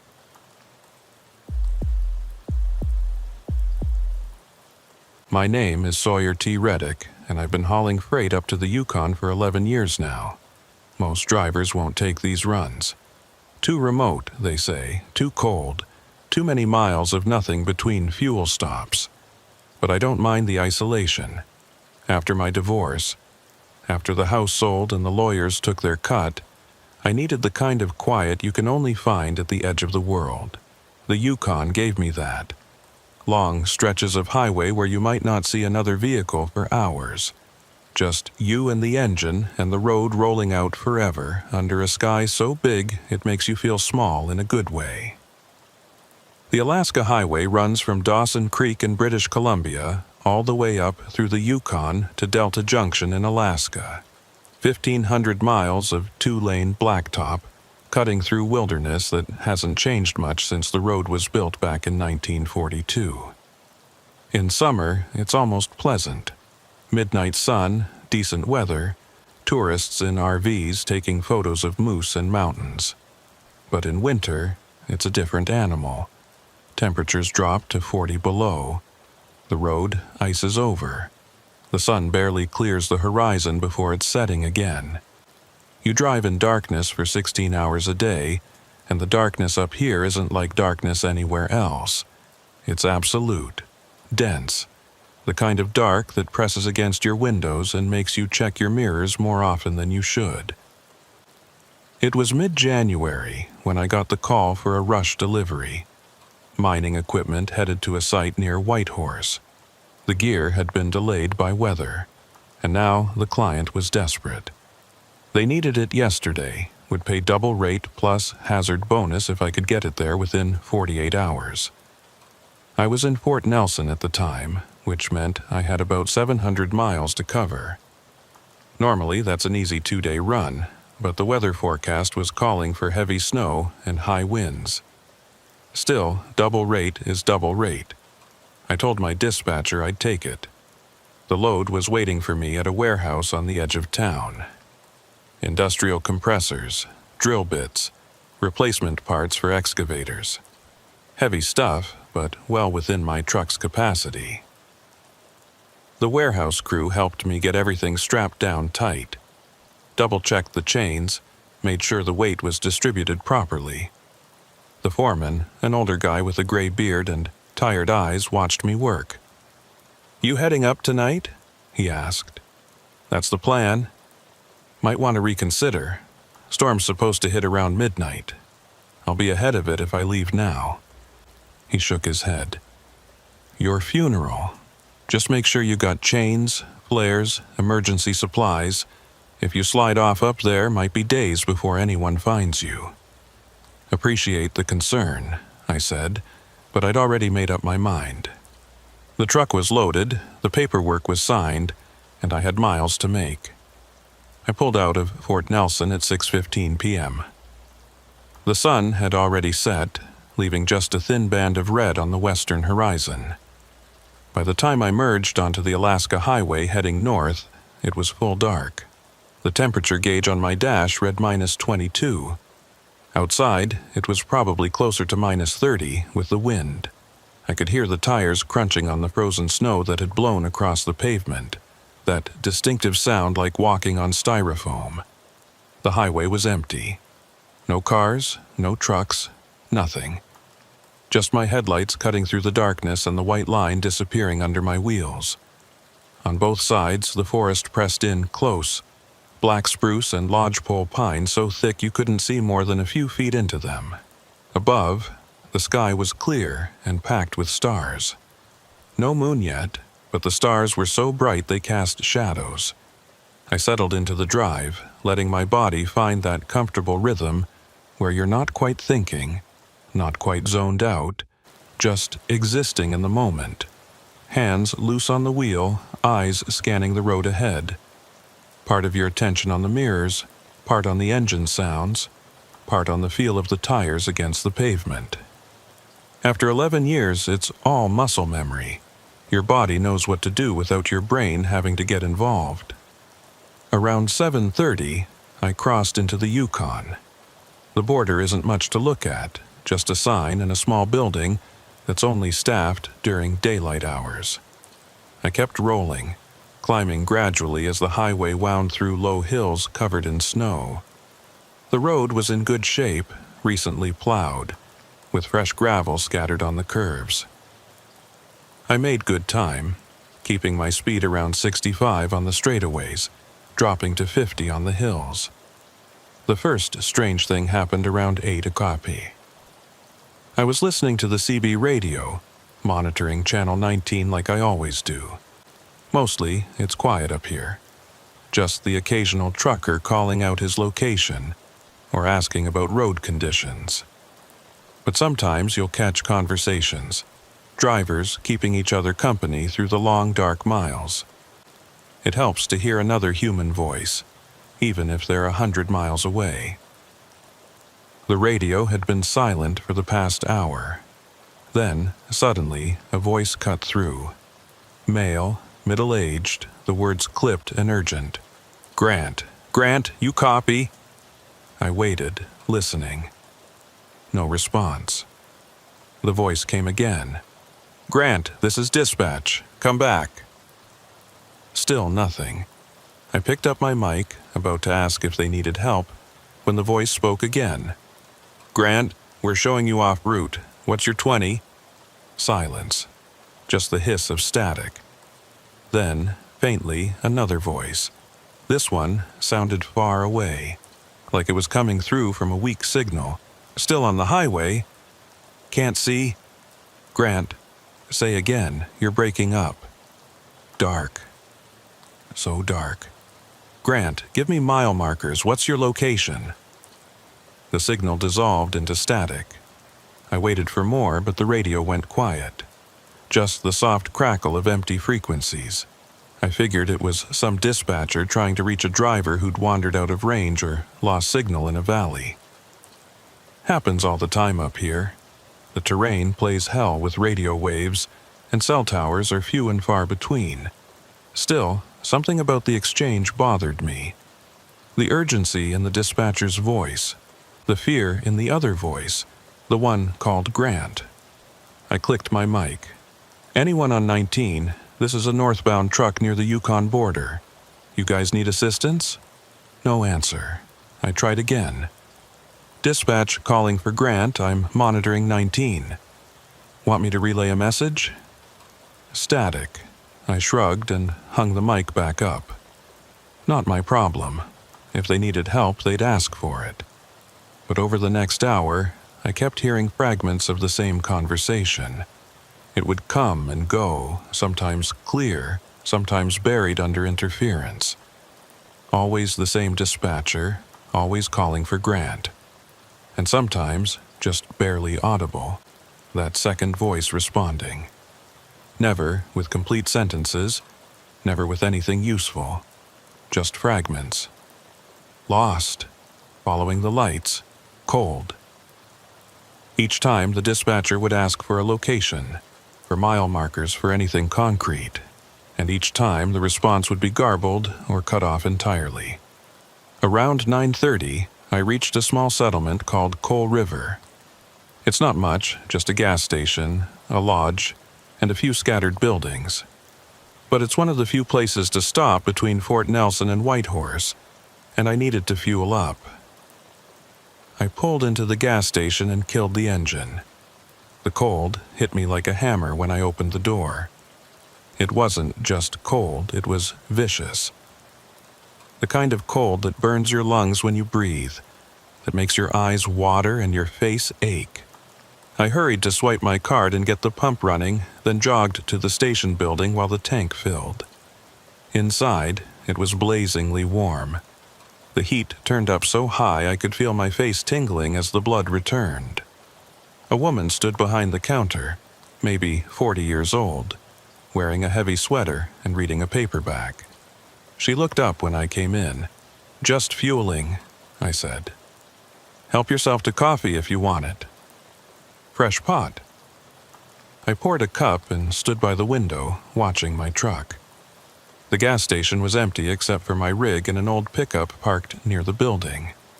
No other traffic on the highway. Just the darkness and the cold and the stars overhead. "Quiet tonight?" I said. The woman nodded. "Always is in winter.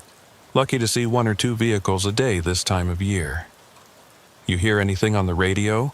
Dispatcher trying to reach someone named Grant?" She frowned. "No, but our CB's been acting weird lately. Getting interference. Voices coming through that don't make sense. Probably sunspot activity or something." "Yeah, probably." I paid for the fuel and coffee, then headed back out into the cold. The pump had stopped, the tank full. I replaced the nozzle and climbed back into the cab, starting the engine and cranking the heat. My fingers were numb, my face stinging. I sat there for a minute, letting the warmth seep back into me. The CB crackled. Grant, where are you?" I grabbed the mic. "Dispatch, this is a northbound truck at Coal River. I've been hearing you calling for Grant. You want me to keep an eye out?" Nothing, just static. I tried again. "Dispatch, do you copy? I can relay if you need me to." Still nothing. Like they couldn't hear me at all. Like I was shouting into a void. I hung up the mic and pulled back onto the highway. The road ahead was straight and empty, disappearing into the darkness. I pushed the truck up to 70, trying to make up time. Over the next 2 hours, the voice on the radio became more frequent. Every 15 or 20 minutes, the dispatcher would call out for Grant. And every so often, that faint second voice would respond. But the responses were getting stranger, less coherent. Just single words now, spoken so softly I had to turn up the volume to hear them. Grant. Cold. Dark. Help. At 11:45, I reached the Rancheria River. The bridge here is long and high, spanning a gorge where the river cuts through solid rock. In summer, you can see the water rushing below. In winter, it's frozen solid, just a white scar at the bottom of a black chasm. I slowed down to cross the bridge, the truck's weight making the steel girders groan. Halfway across, the CB erupted with static so loud I flinched. Then a voice cut through, clearer than before, almost like someone was sitting in the cab with me. Grant, Grant, Grant. Not the dispatcher this time. This was different. Mechanical, almost. Like a recording stuck on repeat. Just the name, over and over, echoing across the frequency. Grant, Grant, Grant, I grabbed the mic. Who is this? Identify yourself. The voice didn't change, didn't acknowledge me, just kept repeating. Grant, Grant, Grant. I switched channels, moving from 19 to 17, then to 9. On each channel I could hear it. Faint on some, louder on others, but always there. That same voice, saying the same name, over and over like a mantra or a prayer. Then, as suddenly as it had started, it stopped. The radio went silent. Not even static now, just dead air. I clicked through all the channels. Nothing. Complete silence. I hung up the mic and kept driving, but my hands were shaking. Something about that voice, the way it had repeated the name with no emotion, no inflection, like it was a machine designed to do only one thing. It had crawled under my skin, made the cab feel smaller, made the darkness outside feel heavier. At 12:30 a.m., I saw lights ahead. Another vehicle on the highway, the first I'd seen in hours. As I got closer, I realized it was a semi, heading north like me, but moving slower. I eased off the throttle and kept my distance, not wanting to crowd them. The CB crackled. Northbound truck behind me, you trying to pass? Finally, another real voice. I grabbed the mic. Negative, just following. How's the road ahead? Clear and cold. You hear that weird stuff on the radio earlier? Yeah. Dispatcher looking for someone named Grant. You know anything about it? Nope. Been hearing it for the past hour, though. Creepy as hell. Someone's lost out here, I guess. Maybe. Where you headed? White Horse. You? Same. Want to run together for a while? Sure. Company's good. Been alone out here too long. We drove in convoy for the next hour. His taillights ahead of me, my headlights lighting up his trailer. It felt good to have another driver nearby, someone real and solid. The radio chatter between us was minimal, just occasional check-ins and observations about the road. But it was enough to keep the darkness at bay. Around 1:30 we approached Teslin Lake. The highway runs along the shore here with the frozen lake stretching away to the east. On a clear night like this, you can see across the ice to the mountains on the far side, their peaks lit by starlight. It's beautiful and eerie at the same time, like driving through a landscape that belongs to another world. The driver ahead of me clicked his mic. "I need to pull over for a minute. Got to check my straps." "Copy that. Want me to wait?" "Nah, I'm good. You go ahead. I'll catch up." I watched his truck pull onto the shoulder, hazard lights flashing. I gave him a wave in the mirror and kept rolling, picking up speed as I left him behind. And just like that, I was alone again. The silence felt heavier now, like it had weight. I turned up the heater, even though the cab was already warm, checked the mirrors more often than I needed to.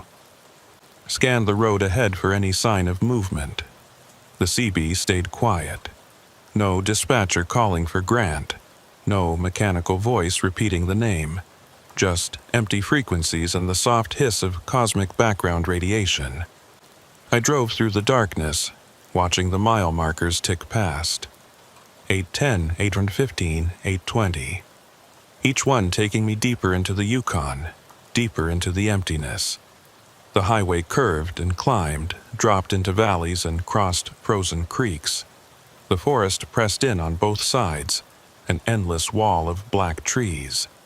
Occasionally I'd see eyes reflecting in my headlights. Animals watching from the tree line. Wolves or coyotes or maybe just deer. Hard to tell at 65 miles per hour.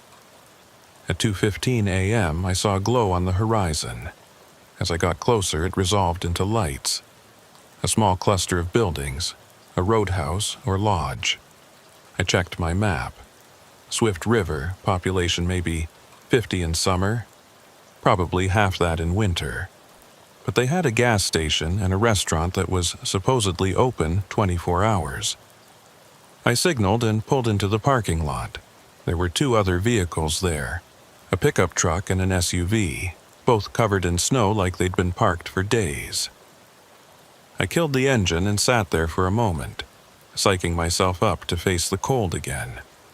Inside the roadhouse, the air was thick with the smell of fried food and coffee. A handful of people sat scattered around the room. A couple of guys at the bar, an older woman in a booth, a young man with headphones staring at a laptop. Behind the counter stood a woman in her 30s, dark hair pulled back, tired eyes that had seen too many long winter nights. I took a seat at the counter and ordered coffee and a burger. The woman poured the coffee and slid it across to me. "Traveling late," she said. Not a question, just an observation. "Making a delivery to Whitehorse. Need to get there by tomorrow afternoon. Long drive in the dark. I'm used to it." She nodded and went to put in my food order. I sipped the coffee, letting it warm me from the inside. Around the room, the other customers sat in silence, not talking, not looking at each other, just existing in their own private worlds. The CB on the counter crackled. The woman glanced at it, then turned the volume down. "Things been acting up all week," she said when she came back. "Getting signals from who knows where. You hear anyone calling for someone named Grant?" She paused, her hand halfway to a coffee pot. "How do you know about that?" "Been hearing it on my radio for the past few hours. Dispatcher trying to reach a driver. Figured it was someone lost or broken down." The woman set the coffee pot down and leaned against the counter. "We've been hearing it for 3 days now. Started Monday night. Same voice, same name, over and over. Sometimes it's a dispatcher, sometimes it's just that one word repeated. Grant, Grant, Grant, like that." "Any idea who it is?" She shook her head. "Called the Highway Department, the RCMP, even the radio station in Whitehorse. Nobody knows anything about it. No missing drivers, no distress calls, nothing. It's just this voice on the radio, calling for someone who doesn't answer." I felt a chill that had nothing to do with the temperature outside. 3 days? 3 days and counting. Some people think it's a hoax, someone messing around. But I don't know. There's something about it that feels wrong. Too persistent, too real. My burger arrived and I ate it slowly, thinking. 3 days of a voice calling out for someone on the CB. No explanation, no resolution.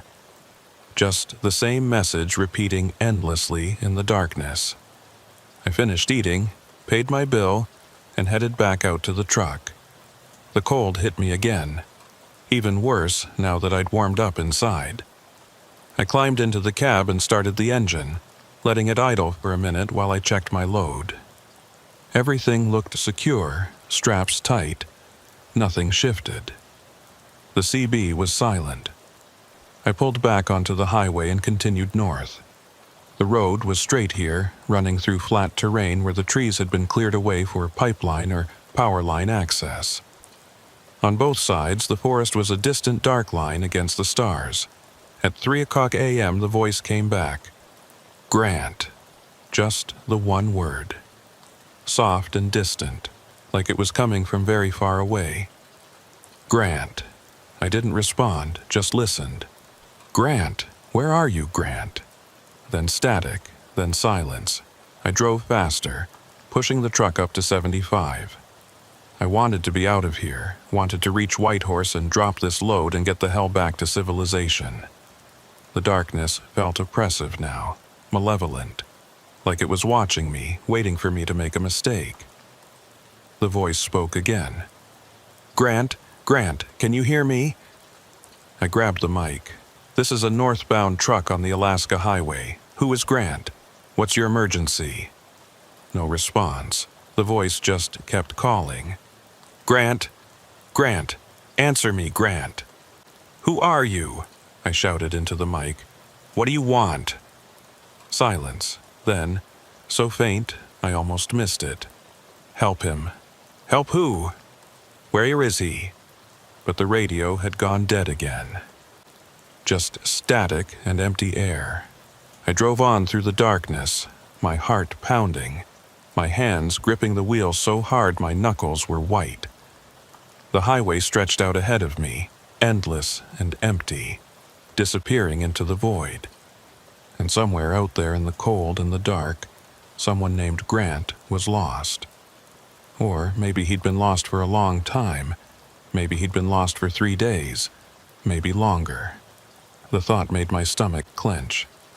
I tried to push it away, tried to focus on the road, on the simple mechanical act of driving. But I couldn't shake the feeling that I was missing something. That there was a connection I wasn't making, a pattern I wasn't seeing. At 3:30 a.m., I saw something on the shoulder ahead. A shape, dark against the snow. As I got closer, I realized it was a truck.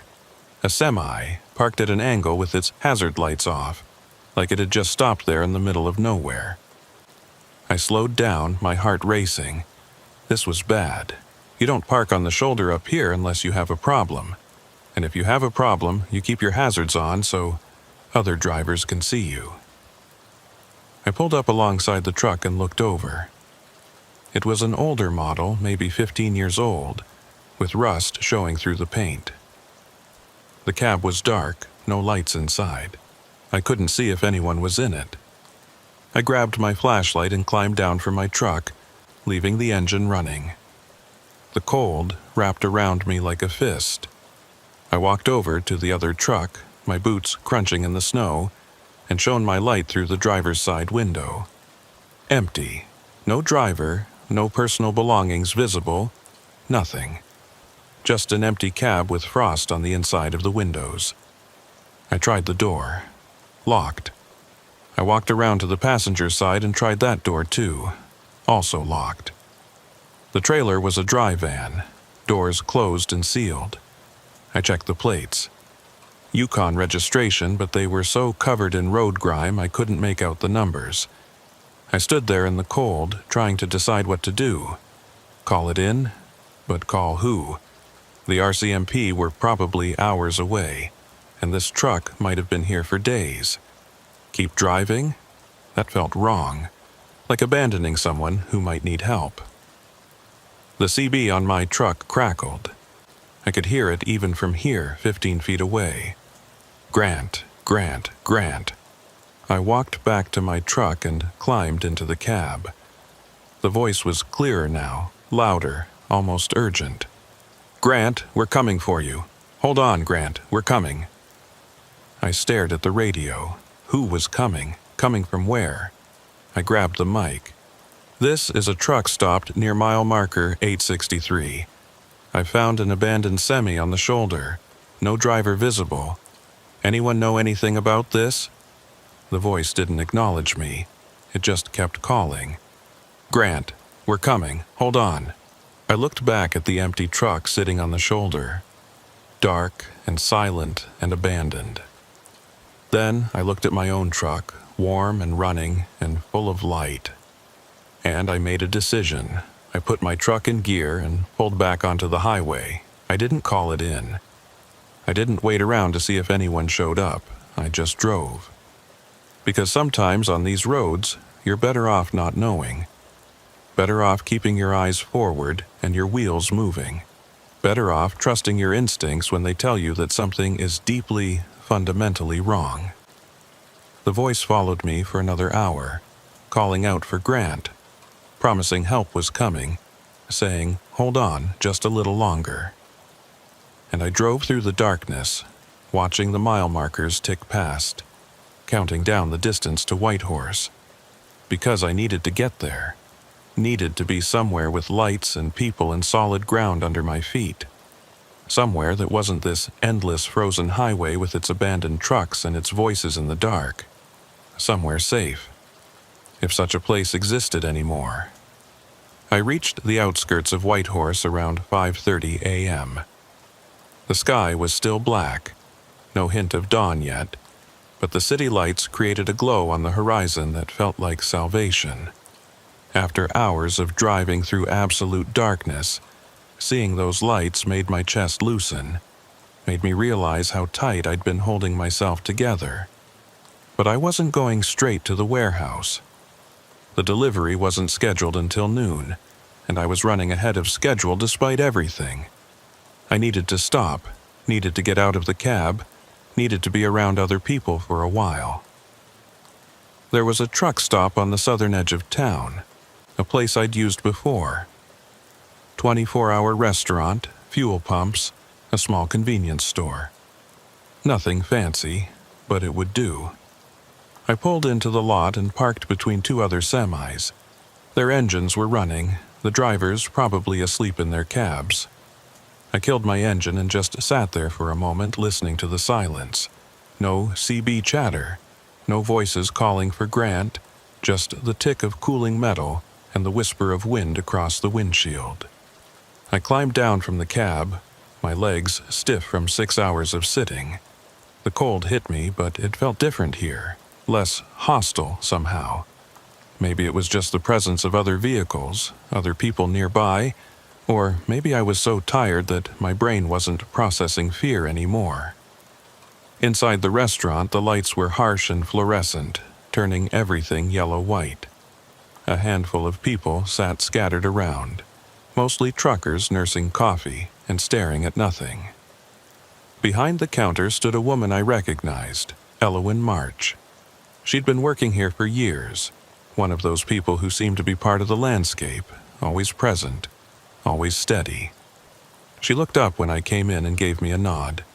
Sawyer, long time. Hey, Elowyn, coffee and whatever's hot. Breakfast special's about all I got this hour. Eggs, bacon, toast. Perfect. I took a seat at the counter where I could see the parking lot through the window.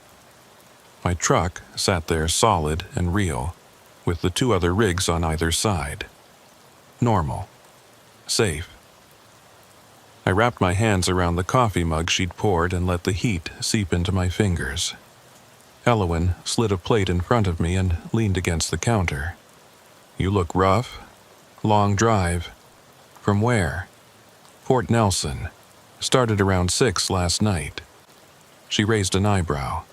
That's a hell of a run in one shot. What are you, trying to kill yourself? Double rate. rush delivery. Not worth dying for. She glanced around the empty restaurant, then lowered her voice. You hear anything weird on the radio tonight? I stopped with the fork halfway to my mouth. Like what? Like someone calling for a person named Grant over and over. I set the fork down. Yeah, I heard it. Started around 8 p.m., kept going for hours. You know what that's about? Elowen shook her head. No clue, but it's been going on for days now. 3, maybe 4 days. Some drivers come in here talking about it, asking if we know who Grant is, if there's been an accident or a missing person report, but nobody knows anything. The woman at Swift River said the same thing. Said they'd called the RCMP, the highway department, everybody. No one's reported missing. That's what I heard too. Elowen paused, then added, But here's the thing that bothers me. I've been working here for 8 years. I know most of the drivers who come through regularly, know their schedules, their routes, and I'm telling you, I haven't seen a new driver in days. No strangers, no one I don't recognize. So, whoever's calling for Grant, wherever he is, he's not passing through here. And this is the only truck stop between Fort Nelson and Alaska. If you're driving this highway, you stop here. But nobody new has stopped here in almost a week. I felt that chill again, crawling up my spine. Maybe they're coming from the other direction, from Alaska heading south. Maybe, but I haven't seen anyone from that direction either. It's been dead, Sawyer, quieter than I've ever seen it.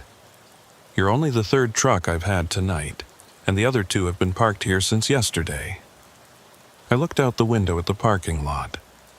The 2 trucks on either side of mine, engines idling, no movement visible. Those drivers inside their cabs, far as I know, they come in for meals, use the bathroom, go back out. Haven't talked to them much. I ate my breakfast slowly, thinking. If no new drivers had come through in days, then who was calling for Grant on the radio? Where was the dispatcher? Where was Grant himself? The one who occasionally responded with those broken fragments? You ever hear the voice yourself? I asked. Elowen nodded toward a CB radio mounted on the wall behind the counter. Got one here for monitoring highway conditions. It's been picking up the same thing everyone else hears. That voice calling out, over and over.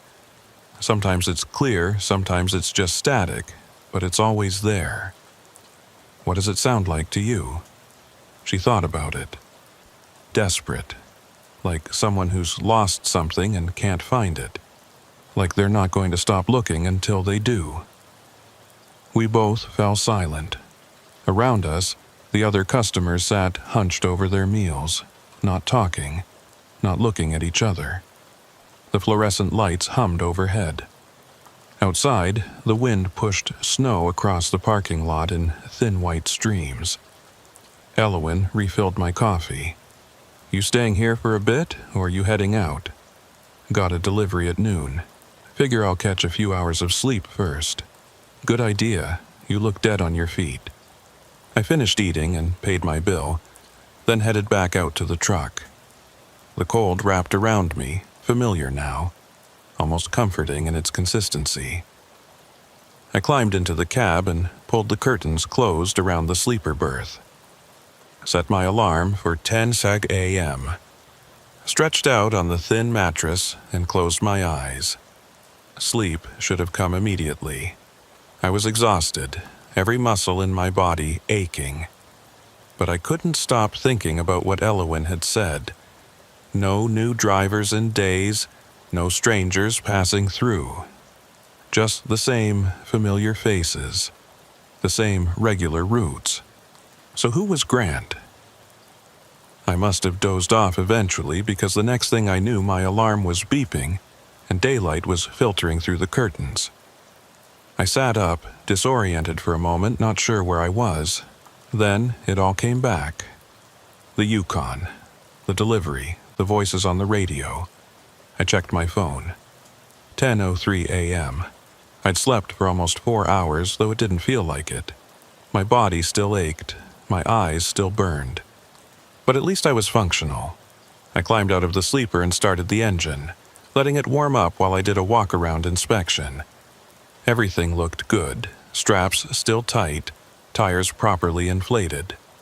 The 2 trucks that had been parked on either side of me were gone now, replaced by a pickup truck and a passenger van. Normal traffic. Normal day. Inside the restaurant, Elowin was still behind the counter. Different customers now, people eating lunch, talking quietly. I grabbed another coffee to go. "Get any sleep?" she asked. "Some. Enough. Drive safe. Weather's supposed to get bad again tonight. Always does." I paid and headed out, coffee in hand. The day was bright and clear, the sky that deep blue you only see at high latitudes in winter. The sun hung low on the horizon, barely clearing the mountains to the south. By 3 p.m. it would be setting again, plunging everything back into darkness. I pulled out of the truck stop and headed into Whitehorse. The city was small by most standards, maybe 30,000 people, but up here it felt like a metropolis. Actual traffic lights, multiple lanes, buildings taller than 2 stories. I navigated through the streets to the warehouse district on the north side, following the GPS on my phone. The delivery went smooth. The warehouse crew unloaded the mining equipment efficiently, checked everything against the manifest, had me sign the paperwork. I was in and out in under an hour. By 1 p.m., I was back on the road, heading south with an empty trailer. The plan was to make it back to Fort Nelson by morning, pick up another load, keep the wheels turning. That's how you make money in this business. Minimize downtime, maximize miles. But as I drove south through Whitehorse, past the airport and the industrial parks, I couldn't shake the feeling that I should have stayed longer, that I was leaving too soon, missing something important. I tried to push the thought away, focused on the road, on the routine of driving, but the feeling persisted. By 2 p.m., I was back on the Alaska Highway heading south. The road was familiar now, the same route I'd driven north just hours before. But in daylight it looked different, less threatening, more mundane. Just a 2-lane highway cutting through forest and mountains, cleared and plowed and perfectly ordinary. I passed the turnoff for Teslin Lake, the bridge over the Rancheria River, all the landmarks I'd driven past in the dark. They looked smaller in daylight, less ominous, just geography, just landscape. Around 3:30, as the sun was starting to set, I reached Swift River, the same roadhouse where I'd stopped on the way north. I thought about pulling in again, maybe asking more questions about the voices on the radio. But I was making good time, and I didn't want to lose momentum. I kept driving, the light faded quickly. By 4 p.m. I was back in full darkness, my headlights cutting through the night. The temperature had dropped again, down to -25 according to my gauge. The road was starting to ice over in spots, requiring more attention, more care. I turned on the CB radio, monitoring channel 19. For a while, it was quiet, just the occasional trucker calling out their location or asking about conditions ahead. Normal traffic, normal conversation. Then, around 5 p.m., the voice came back. "Grant, can you hear me, Grant?" I felt my hands tighten on the wheel. Not again.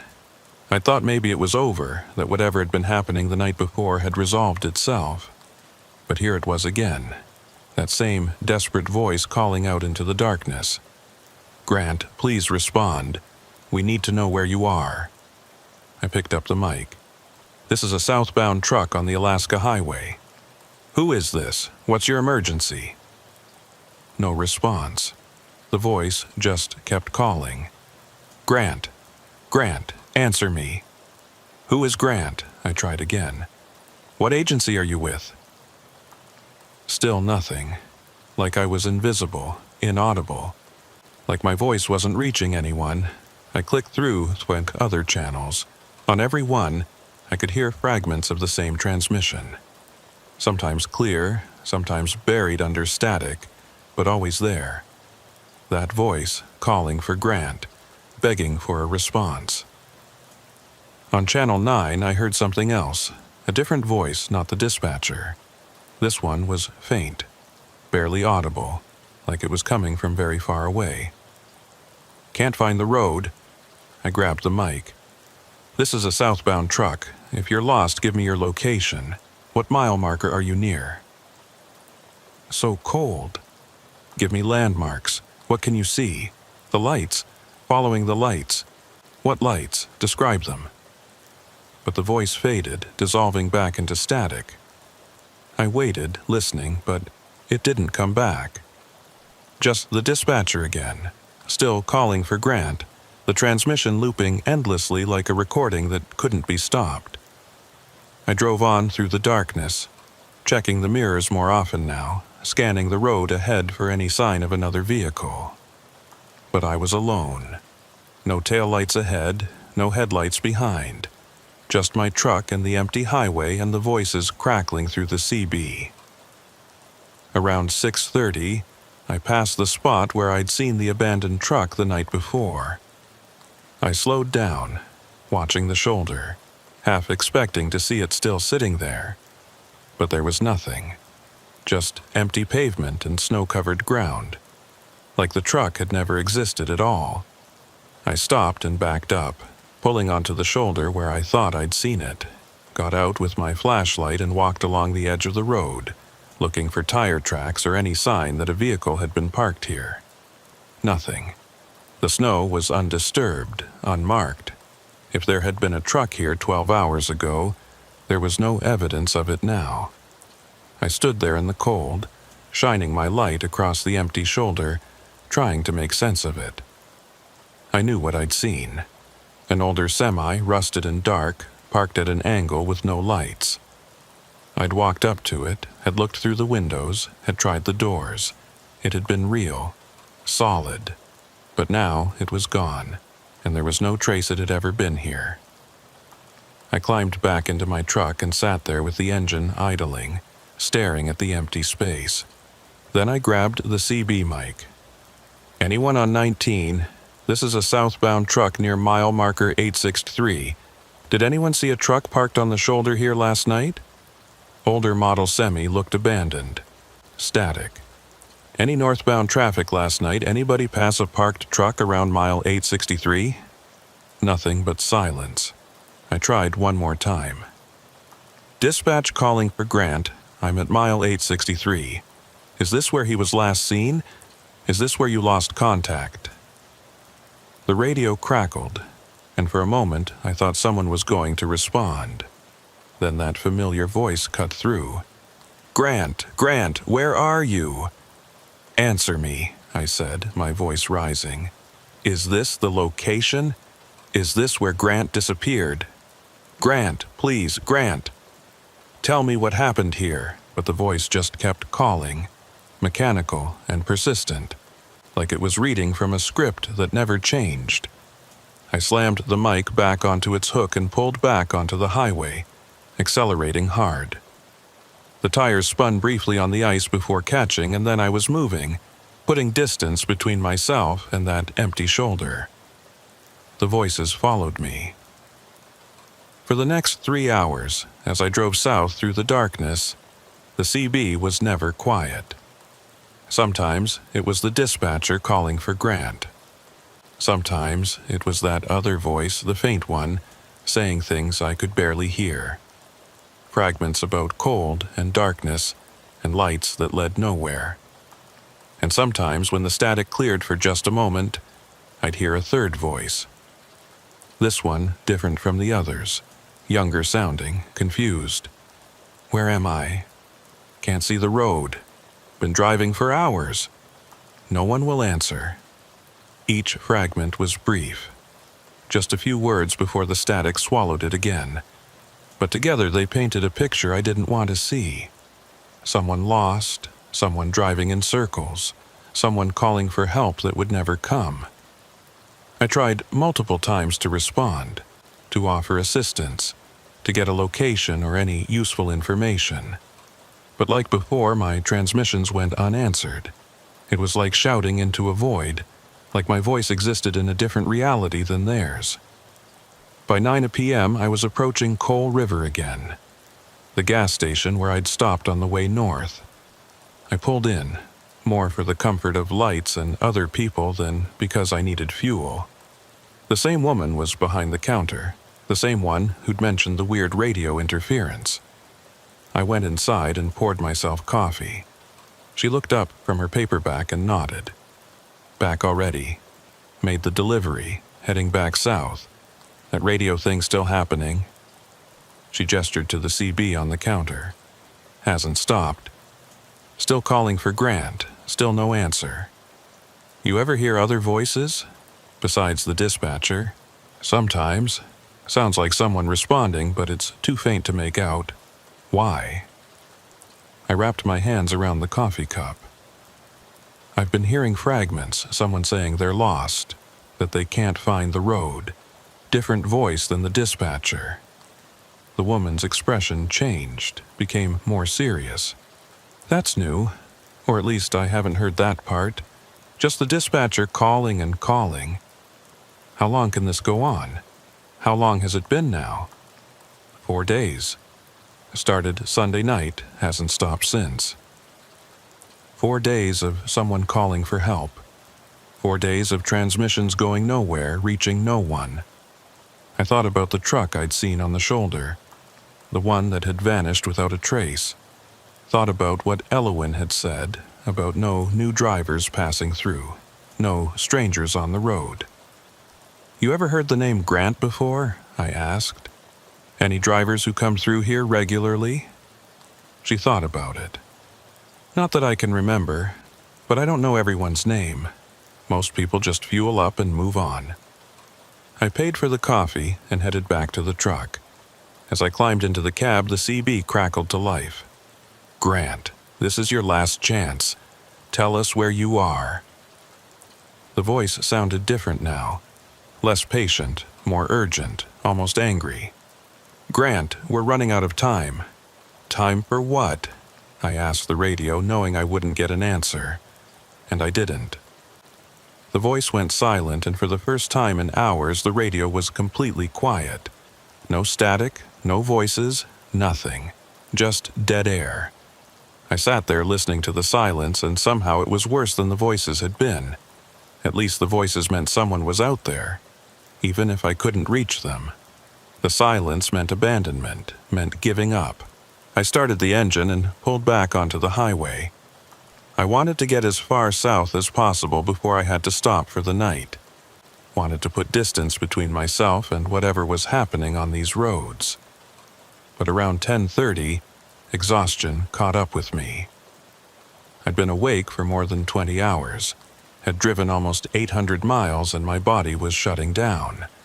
I found a pullout near the border, a small rest area with a few parking spots and an outhouse. 2 other trucks were already parked there, engines idling. I backed in between them and killed the engine. Pulled the curtains closed, set my alarm, stretched out in the sleeper. This time, I fell asleep almost immediately, too tired to worry about voices or abandoned trucks or anything else. I woke to silence. Complete, absolute silence. My alarm wasn't beeping.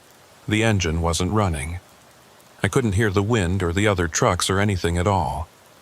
I sat up, disoriented. Something felt wrong. I pulled back the curtain and looked out. The parking lot was empty. The 2 trucks that had been on either side of me were gone.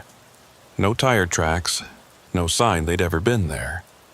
Just empty, snow-covered pavement and darkness beyond. I checked my phone. 3:47 a.m. I'd slept for almost 5 hours, but my alarm should have gone off at 5 o'clock. Why was I awake? Then I heard it. Not through the CB this time, but outside. A voice, distant and muffled, calling through the darkness. Grant! I grabbed my flashlight and climbed out of the cab. my heart pounding. The cold hit me, but I barely felt it. I shone my light across the parking lot, across the empty spaces where the other trucks had been. "Grant," the voice was coming from the trees, from the forest beyond the rest area. I walked toward it, my boots crunching in the snow, my flashlight beam cutting through the darkness. "Grant, where are you?" I reached the edge of the parking lot and stopped. The trees were thick here, the forest impenetrable, but I could hear the voice clearly now, coming from somewhere in those trees. Not far, maybe 50 yards, close enough that I should be able to see whoever was calling, but I saw nothing, just darkness and tree trunks and snow. "Hello?" I called out. "Do you need help?" The voice didn't respond to me. It just kept calling. "Grant, Grant." I took a step into the trees, following the voice. Then another step. The flashlight beam bounced off tree trunks and reflected off snow. Shadows moved at the edge of the light, but they were just branches swaying in the wind. Grant. Closer now. Maybe 30 yards. I could almost see where it was coming from. I took another step, pushing through a low branch. Snow fell on my head, cold and shocking. I brushed it off and kept moving. "Grant!" 20 yards. Right ahead, just beyond that cluster of spruce trees. I pushed forward, my breath coming in white clouds, my hands numb despite my gloves. The voice was so close now I should be able to see whoever was making it. Should be able to reach out and touch them. "Grant." I shone my light directly at the source of the voice. There was nothing there, just trees and snow and darkness. No person, no vehicle, nothing that could be making that sound. But the voice was right in front of me, so close I could feel the vibrations of it in the air. "Grant, Grant, Grant." I stumbled backward, suddenly terrified. This wasn't right. None of this was right. I turned and ran, crashing through the branches, slipping in the snow, my flashlight beam jerking wildly. Behind me, the voice continued calling, patient and persistent. I reached the parking lot and scrambled into my truck, slamming the door and locking it. My hands were shaking so hard I could barely get the key in the ignition. The engine roared to life, and I threw the truck into gear, pulling out of the rest area faster than was safe. I didn't look back, didn't check the mirrors, just drove, focusing all my attention on the road ahead, on putting distance between myself and that voice in the trees. The CB was silent. No dispatcher, no Grant, no static, just dead air. I drove for 2 more hours before the sun came up, and only then did I start to feel safe again. The daylight revealed a normal highway, normal trees, normal world, but I knew what I'd heard, knew what I hadn't seen. Something was out there in those woods, something that wore voices like masks, that called for people who might not exist, that lived in the spaces between stations and frequencies, and I wanted nothing more to do with it. I reached Fort Nelson around 10 o'clock a.m. and went straight to the dispatcher's office. Told him I needed a week off, that I was exhausted and needed to rest. He could see it in my face, could hear it in my voice. He didn't argue. I drove to my apartment, parked the truck, and went inside. Drew all the curtains, unplugged the phone, turned off my cell. I needed silence. Real silence, not the kind that hides voices. For 3 days, I didn't leave the apartment. Didn't turn on the radio, didn't check the CB, didn't do anything except sleep and eat and try to forget. But I couldn't forget the voice in the trees. Couldn't stop wondering who Grant was, or if he'd ever existed at all. And I couldn't shake the feeling that somewhere out there on the Alaska highway, in the darkness between the cities, something was still calling, still looking, still waiting for an answer that would never come.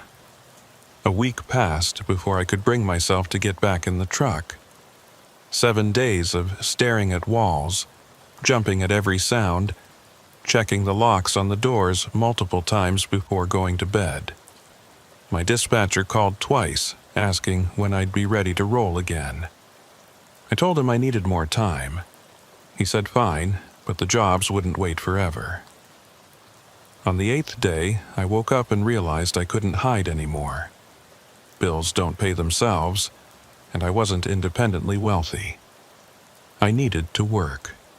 More than that, I needed to prove to myself that I could still do this job, that I hadn't been broken by whatever I'd experienced out there. But I also needed answers. Needed to understand what I'd heard, what I'd seen, what had called to me from those trees. So, before I called my dispatcher back, I did something I'd never done before. I went to the library. Fort Nelson's public library was a small building on the main street. One room with a few shelves and 3 computer terminals. The librarian was an older man with reading glasses perched on his nose. He looked up when I came in. "Help you find something?" "I need to search old news archives, local papers, accident reports, anything from the past few years." "What are you looking for?" "Missing person, trucker, might have disappeared on the Alaska Highway." He directed me to one of the computers and showed me how to access the newspaper database. Then he left me alone, going back to his desk. I started searching. Missing trucker Alaska Highway brought up dozens of results, going back decades.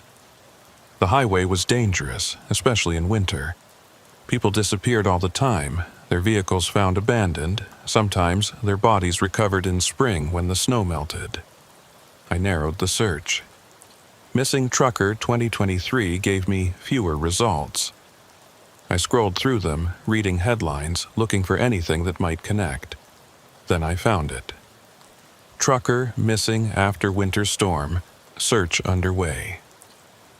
The article was dated January 15th, 2023, almost exactly 1 year ago.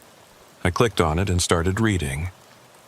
RCMP are searching for Grant Holloway, 38, a commercial truck driver from Prince George, BC, who was reported missing after failing to complete a delivery to Whitehorse. Holloway was last seen at a fuel stop in Fort Nelson on the evening of January 13th, when he told staff he was heading north despite deteriorating weather conditions. His truck, a 2015 Freightliner hauling construction materials, has not been located. The last confirmed radio contact was at approximately 9:00 p.m. on January 13th, when Holloway reported his location as near mile marker 863 on the Alaska Highway. He stated he was experiencing mechanical difficulties and planned to assess the situation. No further transmissions were received. Mile marker 863, the exact spot where I'd seen the abandoned truck, the exact spot where I'd stopped and found nothing. My hands were shaking as I continued reading. Search and rescue teams have been hampered by extreme weather conditions, with temperatures dropping to -40 and high winds creating whiteout conditions. Holloway's family has requested that anyone with information contact the RCMP immediately. I searched for follow-up articles. Found one dated January 22nd, 2023. Search for missing trucker called off. No sign of vehicle or driver. After more than a week of intensive searching, RCMP have suspended the search for Grant Holloway, the truck driver who disappeared on the Alaska Highway. Despite aerial surveys, ground searches, and coordination with highway maintenance crews, no trace of Holloway or his vehicle has been found. "It's as if he vanished," stated Sergeant Thomas Ridley. "We've covered hundreds of miles of highway, checked every pull-out and rest area, and found nothing. At this point, we have to conclude that Mr. Holloway either left the immediate area under his own power, or that his vehicle left the roadway in a location we haven't yet discovered. The search will resume in spring when weather conditions improve." I kept searching. Found a final article dated May 2023. Missing trucker's case remains unsolved. 4 months after Grant Holloway disappeared on the Alaska Highway, his case remains open but unsolved. Spring thaw searches revealed no sign of his truck or body. His family continues to hope for answers. Grant was an experienced driver, his sister Sarah stated. He knew these roads. Something happened to him out there, and we deserve to know what. The RCMP maintained that the case remains active, but acknowledged that without new evidence, the investigation has reached a standstill. I sat back in the chair, staring at the screen. Grant Holloway, missing for almost exactly a year. Last known location, mile marker 863, the same spot where I'd seen the truck. But that didn't explain the voices. Didn't explain why a dispatcher would still be calling for him a year later. Didn't explain why I could hear fragments of someone lost and confused, still trying to find their way. I printed the articles and kept searching, looked for other missing truckers, other disappearances on the Alaska Highway. Found more than I wanted to. The road had a history, a dark one. Over the decades, dozens of people had vanished. Some were found eventually, their vehicles recovered from ditches or ravines. Others were never seen again. But none of them were being called on the CB radio a year after their disappearance. I gathered the printouts and left the library. Outside, the day was clear and cold. The sun already low in the sky, even though it was only 2 p.m. I sat in my truck and read through the articles again, trying to make sense of it. Grant Holloway, 38 years old, experienced driver. Last seen heading north into a storm. Never arrived at his destination. No trace of him or his truck ever found. And now, a year later, someone or something was still calling for him on the radio. I pulled out my phone and searched for Sarah Holloway, the sister mentioned in the article. Found a Facebook profile for a woman in Prince George. Sent her a message, not really expecting a response. My name is Sawyer Reddick. I'm a trucker who drives the Alaska Highway regularly. I've been hearing radio transmissions that mention your brother Grant. I'd like to talk to you if you're willing. Then I called my dispatcher and told him I was ready to work again. He had a load for me. Agricultural supplies heading to a co-op in Dawson Creek.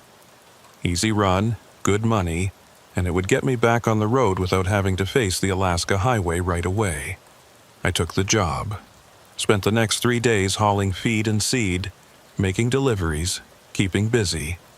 It felt good to be working again, good to have a purpose. But I couldn't stop thinking about Grant Holloway, about those transmissions, about the voice in the trees. On the 4th day, Sarah Holloway responded to my message. Thank you for reaching out. Yes, I'd like to talk. Can you call me? She included her phone number. I pulled over at a rest stop and called her, my heart pounding for reasons I couldn't quite name. She answered on the 2nd ring. Hello? Sarah, this is Sawyer Reddick. I messaged you about your brother. Yes, thank you for calling. Her voice was tired, worn down by a year of grief and uncertainty. You said you've been hearing transmissions about Grant. I have. On the CB radio, someone calling for him over and over. It's been going on for days now, maybe longer. There was a long pause, then, that's not possible. I know how it sounds, but I'm not the only one hearing it. Other drivers have mentioned it too, and people at the truck stops have been picking it up on their radios. But Grant's been missing for a year. Why would someone be calling for him now? I don't know. That's what I'm trying to figure out. Can you tell me about the last time you heard from him? She took a deep breath. It was January 13th, around 8 p.m. He called me from Fort Nelson, said he was about to head north. I told him the weather was supposed to get bad, told him to wait until morning, but he said the client needed the delivery urgently, that he'd be fine. Did he call you again after that? No, that was the last time I heard his voice. She paused, and I could hear the pain in the silence. The RCMP said his last radio transmission was around 9 p.m. He reported mechanical difficulties near mile marker 863. That was it. After that, nothing. Mile marker 863. Again. Did they ever find his truck? I asked. No. They searched for weeks. Brought in helicopters, search dogs, everything. But they never found any trace of him or the truck. It's like he just vanished into thin air. What kind of mechanical difficulties did he report? They didn't say specifically, just that he mentioned having problems and was going to pull over to check it out. That's when the transmission cut off. I thought about the abandoned truck I'd seen at that exact location, the one that had disappeared by the next day, leaving no tracks, no evidence it had ever been there. Sarah, did Grant ever mention anything unusual about that route? Anything strange he'd experienced? Like what? Radio interference, weird transmissions, anything out of the ordinary? She thought about it. Not that I remember. He drove that highway all the time, said it was lonely but straightforward. Why? I'm trying to understand what happened to him, and I think there's something going on out there, something the authorities don't know about or can't explain. Do you think he's still alive? The hope in her voice was heartbreaking. I don't know, but I'm going to find out. We talked for a few more minutes. She gave me more details about Grant, about his truck, about the load he'd been carrying. Construction materials, same as what I'd been hauling on my last run north. She asked me to keep her updated, made me promise I'd be careful. After we hung up, I sat there in the truck, staring at nothing. Grant Holloway had disappeared exactly 1 year ago. And now, on the anniversary of his disappearance, transmissions were flooding the CB frequencies. Someone calling for him, someone responding. Fragments of confusion and fear. It couldn't be coincidence. I called my dispatcher. You got any loads heading to Whitehorse? When? Now. Today, as soon as possible. He was silent for a moment. Thought you wanted to avoid that route for a while. Changed my mind. I need to go back. There's a load leaving tomorrow morning. Emergency medical supplies, same as last time. Same client, same route. I'll take it. Sawyer, you sure about this? You sounded pretty shook up last time. I'm sure. Send me the details. He did, and I confirmed. Then I spent the rest of the day preparing. Checked the truck thoroughly, made sure everything was in perfect working order. Bought extra fuel cans, emergency supplies, flares, a better flashlight, extra batteries. I wasn't taking any chances this time. That night, I barely slept. Kept thinking about Grant Holloway, about what might have happened to him. Kept hearing that voice in my head, calling out in the darkness. Grant. Grant. Where are you? I left Fort Nelson at 6 o'clock a.m. The load was waiting, same warehouse as before. Same foreman with the gray beard, who looked at me with concern. You're the guy who made that run in the storm a couple weeks back. That's me. Heard you had a rough time of it. It was interesting. Well, weather's supposed to be clear tonight. Should be an easier run. I nodded and finished securing the load, but I knew the weather wasn't what I needed to worry about. By 7:30 a.m., I was on the Alaska Highway heading north. The sun was just coming up, painting the sky pink and orange. The road was clear. Traffic light. Normal conditions. Normal day. But as the miles rolled past, as I got closer to the Yukon border, I felt the tension building in my chest. I was going back to the place where I'd heard those voices, where I'd seen that ghost truck, where Grant Holloway had vanished exactly 1 year ago. I crossed into the Yukon around noon. The CB had been quiet all morning, just occasional check-ins from other drivers, but as I passed the border sign I heard it. Faint at first. barely audible under the static. Then clearer. Grant. Just the name, spoken softly, like a question. Grant. I grabbed the mic. This is a northbound truck just over the Yukon border. Who is this? No response. Just that voice repeating the name. Grant. I kept driving, my hands tight on the wheel. The voice continued, sometimes clear, sometimes fading, but always there, patient and persistent. By 2:00 p.m., I was approaching mile marker 863. My heart was pounding, my mouth dry. I slowed down, scanning the shoulder for any sign of a vehicle, but there was nothing.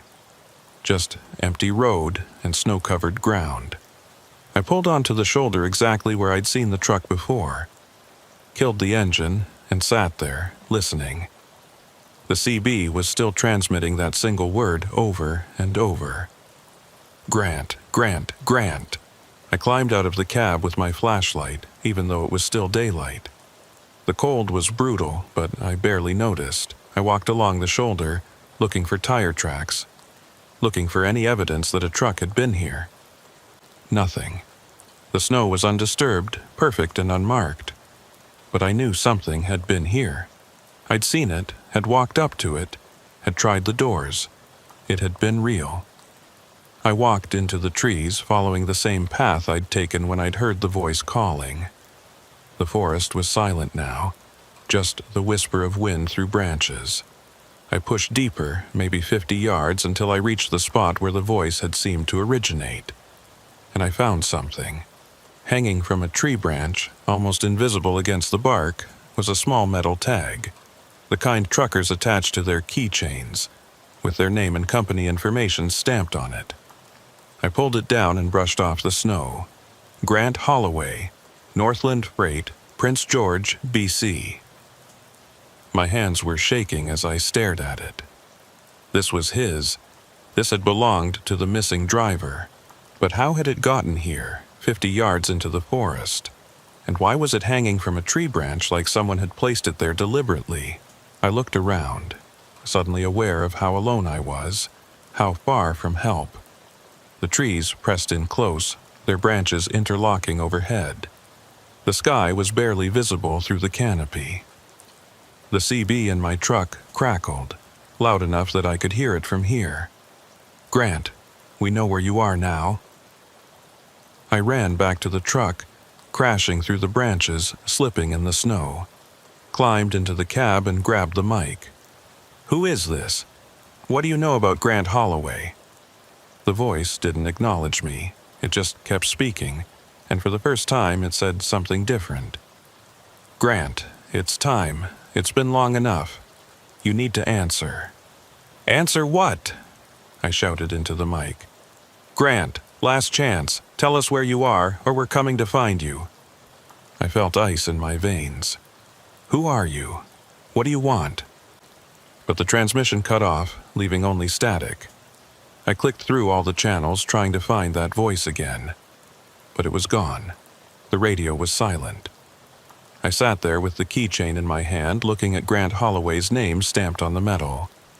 I'd found evidence of him, proof that he'd been here. But I still didn't understand what had happened to him, or why, 1 year later, someone or something was still looking for him. I pulled back onto the highway and continued north, but my mind was racing. That voice on the radio, the one that had been calling for Grant, it hadn't been trying to help him. The tone was wrong. The words were wrong. It wasn't a dispatcher trying to locate a lost driver. It was something else. Something searching. Something hunting. And Grant Holloway, wherever he was, had been running from it. I drove faster, suddenly desperate to reach Whitehorse, to be around other people. The afternoon light was fading, the sun dropping toward the horizon. Soon it would be dark again, and I'd be alone on this highway with whatever lived in the spaces between radio frequencies. The CB crackled. A new voice this time, different from before. Younger, frightened. Please, anyone, I don't know where I am. I grabbed the mic. This is a northbound truck. Give me your location. What mile marker are you near? Been driving for so long. Can't find the road. What's your name? Are you Grant? The lights keep following me. What lights? Describe what you see. They want me to stop. But if you stop, what? What happens? But the voice dissolved into static, and then silence.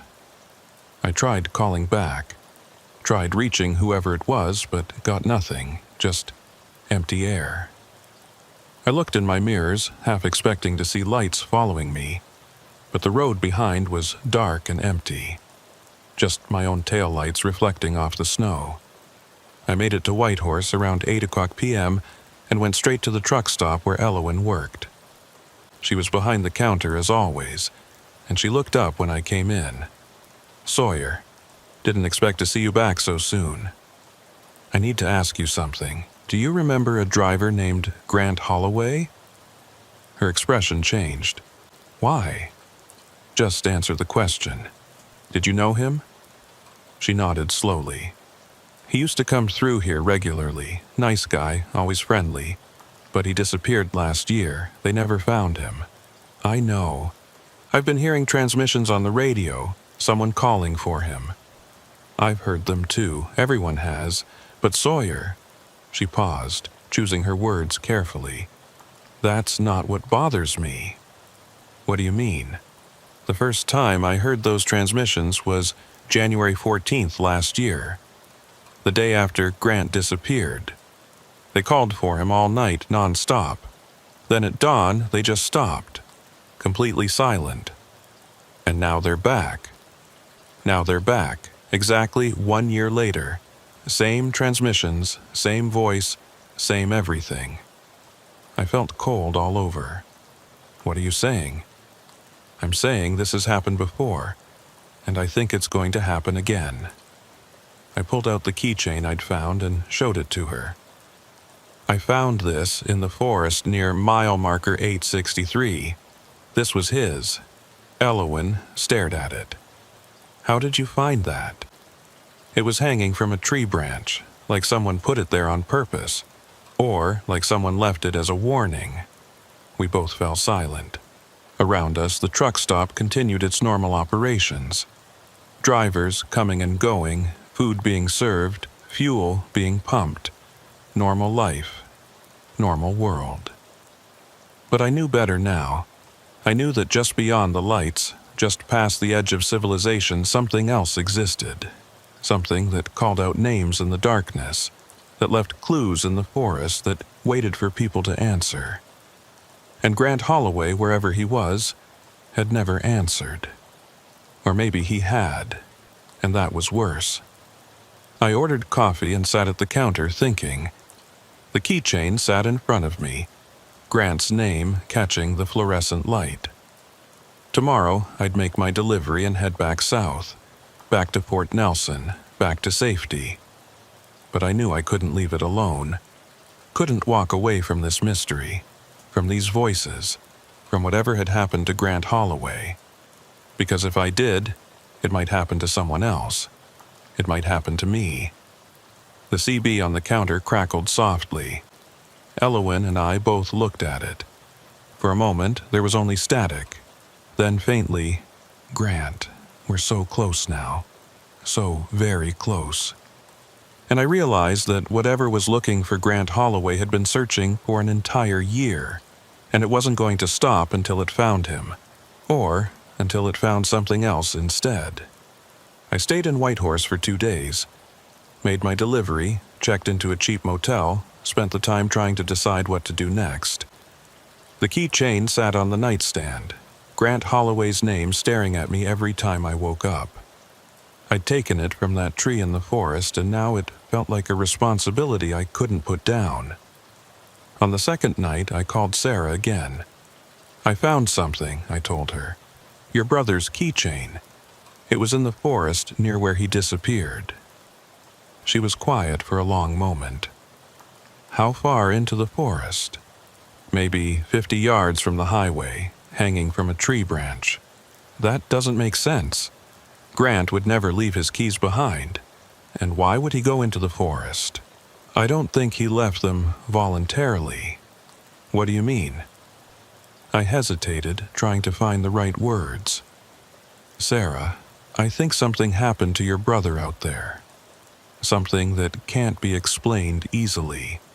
I've been hearing these transmissions, these voices calling for him, and now I'm starting to understand that they're not trying to help him. They're trying to find him. Find him for what? I don't know, but I'm going to figure it out. Sawyer, please be careful. I've already lost my brother. I don't want someone else getting hurt trying to help him.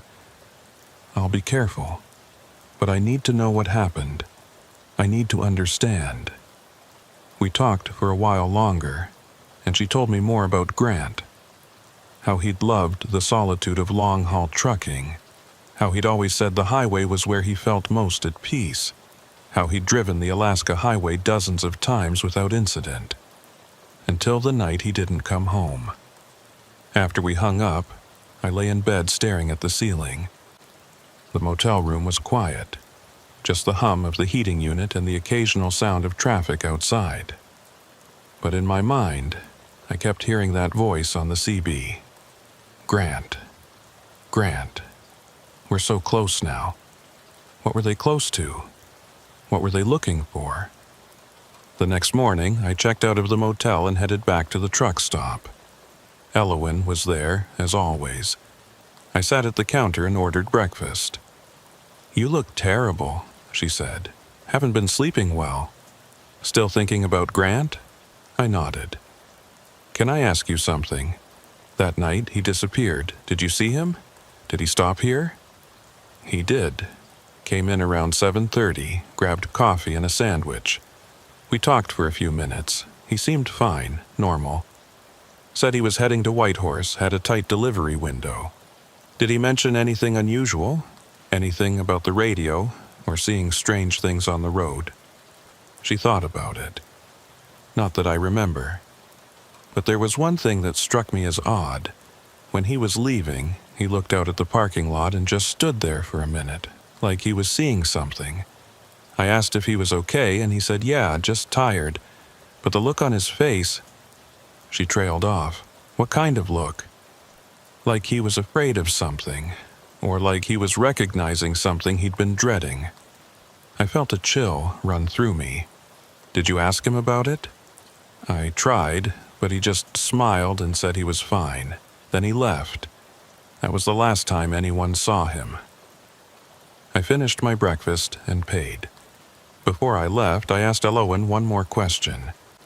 If you could tell Grant one thing right now, what would it be? She didn't hesitate. I'd tell him not to answer. Whatever's calling for him, don't answer it. Why? Because that's what they want. They want him to respond, to acknowledge them, and once he does, they'll have what they need. What do they need? I don't know, but I think Grant figured it out, and that's why he never answered. I left the truck stop and climbed into my rig. I had a return load waiting in Whitehorse, machine parts heading back to Fort Nelson. Standard run, easy money. But as I pulled out of the parking lot, I made a decision. I was going to stop at mile marker 863 one more time. I was going to go into that forest and look for more evidence, more clues about what had happened to Grant. The drive south was uneventful at first. Clear roads, good visibility, no traffic. But as I approached the Yukon-BC border, the CB started crackling again. Grant. Just the name, soft and persistent. Grant. We know you're listening. I grabbed the mic. He's not listening. He's gone. Whatever you're looking for, you're not going to find it. The voice didn't respond to me. It never did. It just kept calling. Grant, it's time to come home. Where's home? I asked, even though I knew I wouldn't get an answer. What are you? Grant, we've been waiting so long. I clicked through the channels, trying to find a clear frequency. but every one was contaminated with that voice. Soft, patient, relentless.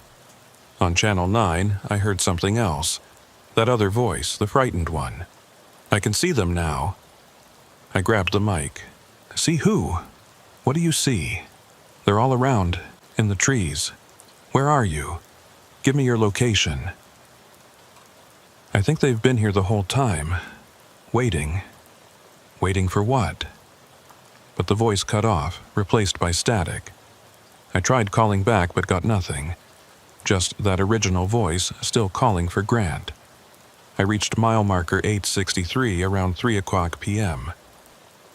The sun was already low, the light taking on that blue quality it gets in winter afternoons. I pulled onto the shoulder in the exact spot where I'd stopped before, where I'd seen the ghost truck, where I'd found the keychain. I grabbed my flashlight and climbed down from the cab. The cold was intense, sharp enough to make my eyes water. I walked to the edge of the trees and stood there for a moment, psyching myself up to go back in. The forest looked different in daylight. Less threatening, more ordinary. Just spruce and pine, their branches heavy with snow. But I remembered how it had felt in the darkness. How the voice had called from inside. How I'd found nothing when I'd reached the source. I pushed into the trees, following the same path as before. The snow was deeper here, undisturbed except for my own tracks from a few days ago. I could see where I'd stumbled, where I'd run back toward the truck. The prints led straight to the tree where I'd found the keychain. I stood there looking up at the branch. The keychain was gone, of course. I had it in my pocket. But there was something else now, something I hadn't noticed before. Scratches on the tree bark, like someone had carved into it with a knife or a sharp rock. I brushed away the snow and ice that had accumulated, and the scratches became clearer. They weren't random, they were words. Don't answer. My hands were shaking as I traced the letters. This was a message, a warning. Grant had been here, had left this behind. But when? How? I looked around the clearing, really seeing it for the first time. There were more trees with marks on them. I went to the nearest one and brushed away the snow. They're not real. Another tree. Don't believe the lights. Another? Keep driving. I stood in the center of the clearing, surrounded by these messages, these warnings carved into bark. Grant had been here. He'd survived long enough to leave these signs. But what had happened after that? The CB in my truck crackled, loud enough that I could hear it from here. Grant, we found your messages. I ran back to the truck, my heart pounding, climbed into the cab and grabbed the mic. What do you want with him? Grant, your messages won't help. They never do. Answer me. What are you? The voice changed, became layered, like multiple voices speaking at once. We are the road, Grant. We are the darkness between the lights. We are what waits when you're alone. I felt ice in my veins. You're not real. You're just interference, just signals crossing. Is that what you tell yourself, Sawyer? It knew my name. We know all the names, Grant, Sawyer. Everyone who drives these roads alone. Everyone who listens too long to the silence. I sat there frozen, the mic in my hand, unable to speak. Grant tried to ignore us, tried to keep driving, tried to pretend we weren't there, but eventually everyone answers. Eventually everyone stops. What happens when they stop? Would you like to find out? I slammed the mic back onto its hook and started the engine. My hands were shaking so badly I could barely get the key in the ignition. The truck roared to life, and I threw it into gear, pulling back onto the highway faster than was safe. In the mirror, I saw something, just for a second. A figure standing at the edge of the trees, right where I'd been moments before. Tall and dark, barely visible against the forest. watching me leave. I pushed the accelerator down, the truck picking up speed. 60, 70, 80. Too fast for these conditions, but I didn't care. I needed to get away from that place, needed to put distance between myself and whatever I'd seen. The CB was silent now. No voices, no static, just dead air. I drove for an hour before I started to calm down, before my hands stopped shaking enough to ease off the gas. The sun was setting, painting the sky red and purple. In an hour it would be full dark, and I'd be alone on this highway again. But I wasn't alone, was I? Something was out here with me, something that knew my name, that had been watching Grant, that lived in the spaces between radio stations. My phone rang. I nearly jumped out of my seat. It was Sarah. "Sawyer? Are you okay? You sound out of breath." "I'm fine, just had a moment.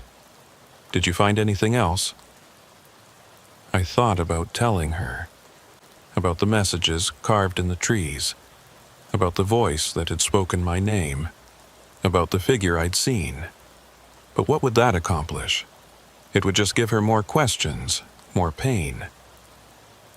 "I found some evidence that Grant survived for a while after his truck broke down," I said, choosing my words carefully. "He left signs, warnings. I think he was trying to help anyone else who might get lost in the same area." "What kind of warnings?"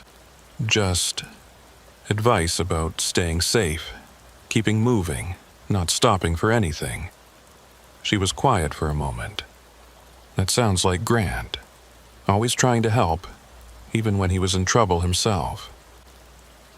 We talked for a few more minutes, but I was distracted, checking the mirrors constantly, watching for any sign of lights behind me. Eventually, I told her I needed to focus on the road, and we said goodbye. Night fell, and the highway became a tunnel of darkness with my headlights carving out a small bubble of visibility.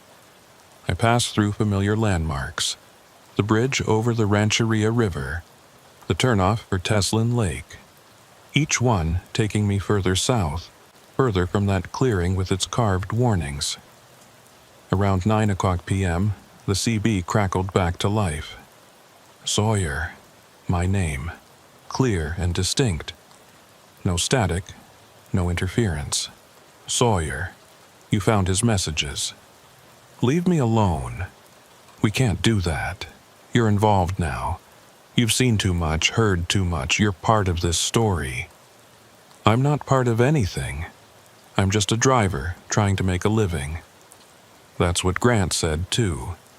But once you hear us, once you acknowledge us, you're connected, you're linked. I switched off the CB radio, just reached over and clicked the power button. The crackling stopped, leaving only the hum of the engine and the whisper of tires on pavement. But I could still hear it. Faint, like it was coming from far away, but unmistakable. That voice calling my name now instead of Grant's. "Sawyer, Sawyer, where are you going, Sawyer?" I turned on the truck's sound system, cranked the music up loud, trying to drown out the voice. But it cut through the noise, persistent and clear. "Sawyer, you can't run from us. We're already inside." Inside what? Inside my head? Inside the truck? I drove faster, pushing the rig as hard as I dared on the icy roads. The trailer swayed behind me, the load shifting slightly. I eased off the gas, not wanting to lose control. "Sawyer, Grant tried to run too. He drove for hours, drove until his fuel ran out. And then he had no choice but to stop. I have plenty of fuel." "Do you?" I looked at the gauge. Half a tank. More than enough to reach Fort Nelson.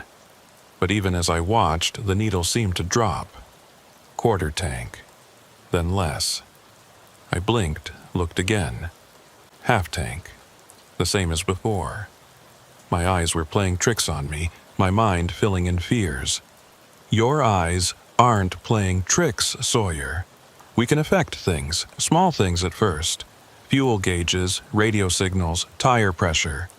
As if on cue, the low tire pressure warning light came on. I glanced at the dash, saw the indicator showing the left rear trailer tire was losing air. "You did that." "We did, and we can do more. But we don't want to hurt you, Sawyer. We just want you to stop. We want you to answer when we call. That's all Grant had to do. Just answer. Just acknowledge us. And then what? What happens after that? Then you become part of the road, part of the darkness, part of us." I understood now. Grant hadn't disappeared because he'd crashed or frozen. He'd disappeared because he'd answered, because he'd acknowledged whatever this was, and it had taken him, absorbed him, made him part of itself. And now it wanted me. "I'm not going to answer," I said out loud to myself, to whatever was listening. "I'm going to keep driving, and I'm going to forget any of this happened." That's what Grant said, word for word. But here's the thing about these roads, Sawyer. Eventually, you have to stop. Eventually, you have to sleep. And when you do, we'll be waiting. The low tire pressure light blinked off. The fuel gauge climbed back to half. The voice faded, becoming quieter, more distant. "We'll be waiting, Sawyer. Tonight, tomorrow, next week. Doesn't matter. We have all the time in the world. And you have to keep driving these roads. It's your job. It's who you are." Then silence. Real silence this time. The CB stayed quiet. The engine hummed its normal rhythm. Everything was ordinary again, but I knew better. I knew that whatever had spoken to me was right. I couldn't avoid these roads forever. This was my livelihood, my career, and eventually I'd be back here, alone in the darkness, trying to make a delivery. And it would be waiting. I reached Port Nelson around 2:00 a.m., went straight to my apartment, parked the truck, and went inside. I didn't shower, didn't eat, just locked the door and sat on the couch with all the lights on. Grant's keychain sat on the coffee table in front of me. I picked it up, turned it over in my hands. Such a simple thing, a piece of metal with a name stamped on it. But it represented something bigger, a warning. Evidence that I wasn't crazy, that what I'd experienced was real. I thought about calling Sarah again, telling her what I'd learned. But what would I say? That her brother had been taken by something living in the radio frequencies? That he'd carved warnings in trees, trying to help anyone else who might hear the voices? She'd think I was insane. Maybe I was. I dozed off eventually, sitting upright on the couch, the lights still blazing. When I woke, it was mid-morning and my phone was ringing. My dispatcher. "You got another load?" "When?" "Tonight. Urgent delivery to Whitehorse. Same client as before. They're asking for you specifically." "Why me?" "Said you were reliable. Made the last delivery despite bad conditions. They want someone they can count on."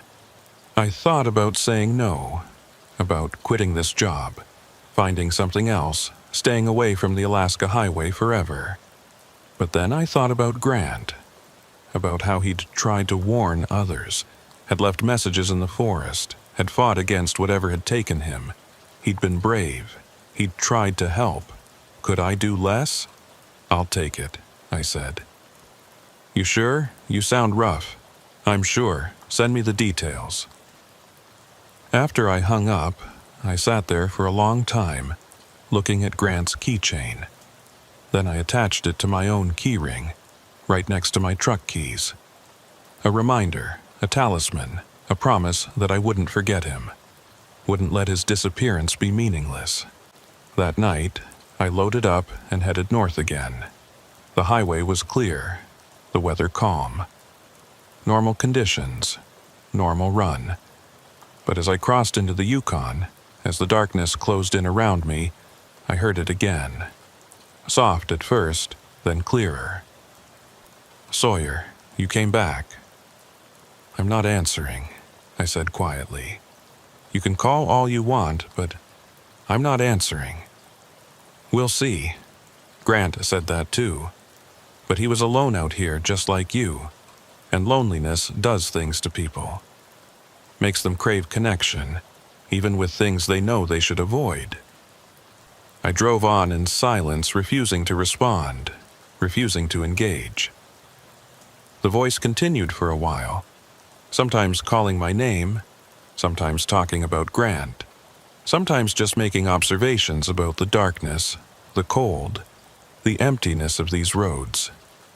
Eventually, it faded. But I knew it would be back. Tomorrow, next week, next month. Every time I drove this highway, it would be there. Waiting, calling, patient. I passed mile marker 863 without stopping.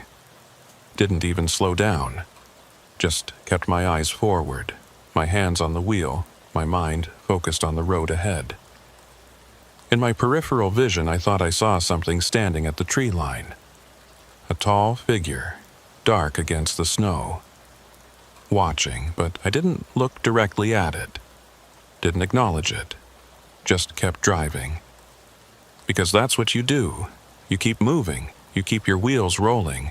You don't stop, don't answer, don't engage with the things that call to you from the darkness. You just drive. And if sometimes you hear voices on the radio that shouldn't be there, if sometimes you see things at the edge of your headlights that disappear when you look directly at them, if sometimes you feel like you're being followed by something that exists in the gaps between here and there, well, that's just part of the job.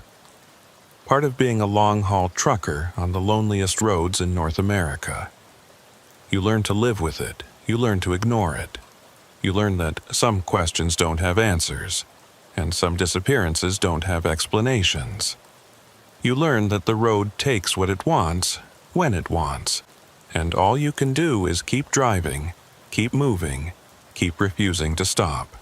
I made it to Whitehorse without incident, dropped my load, picked up a return shipment, headed back south. The voices were quieter this time, less persistent, like they were giving me space, letting me think I'd won. But I knew better. I knew this wasn't over. It would never be over.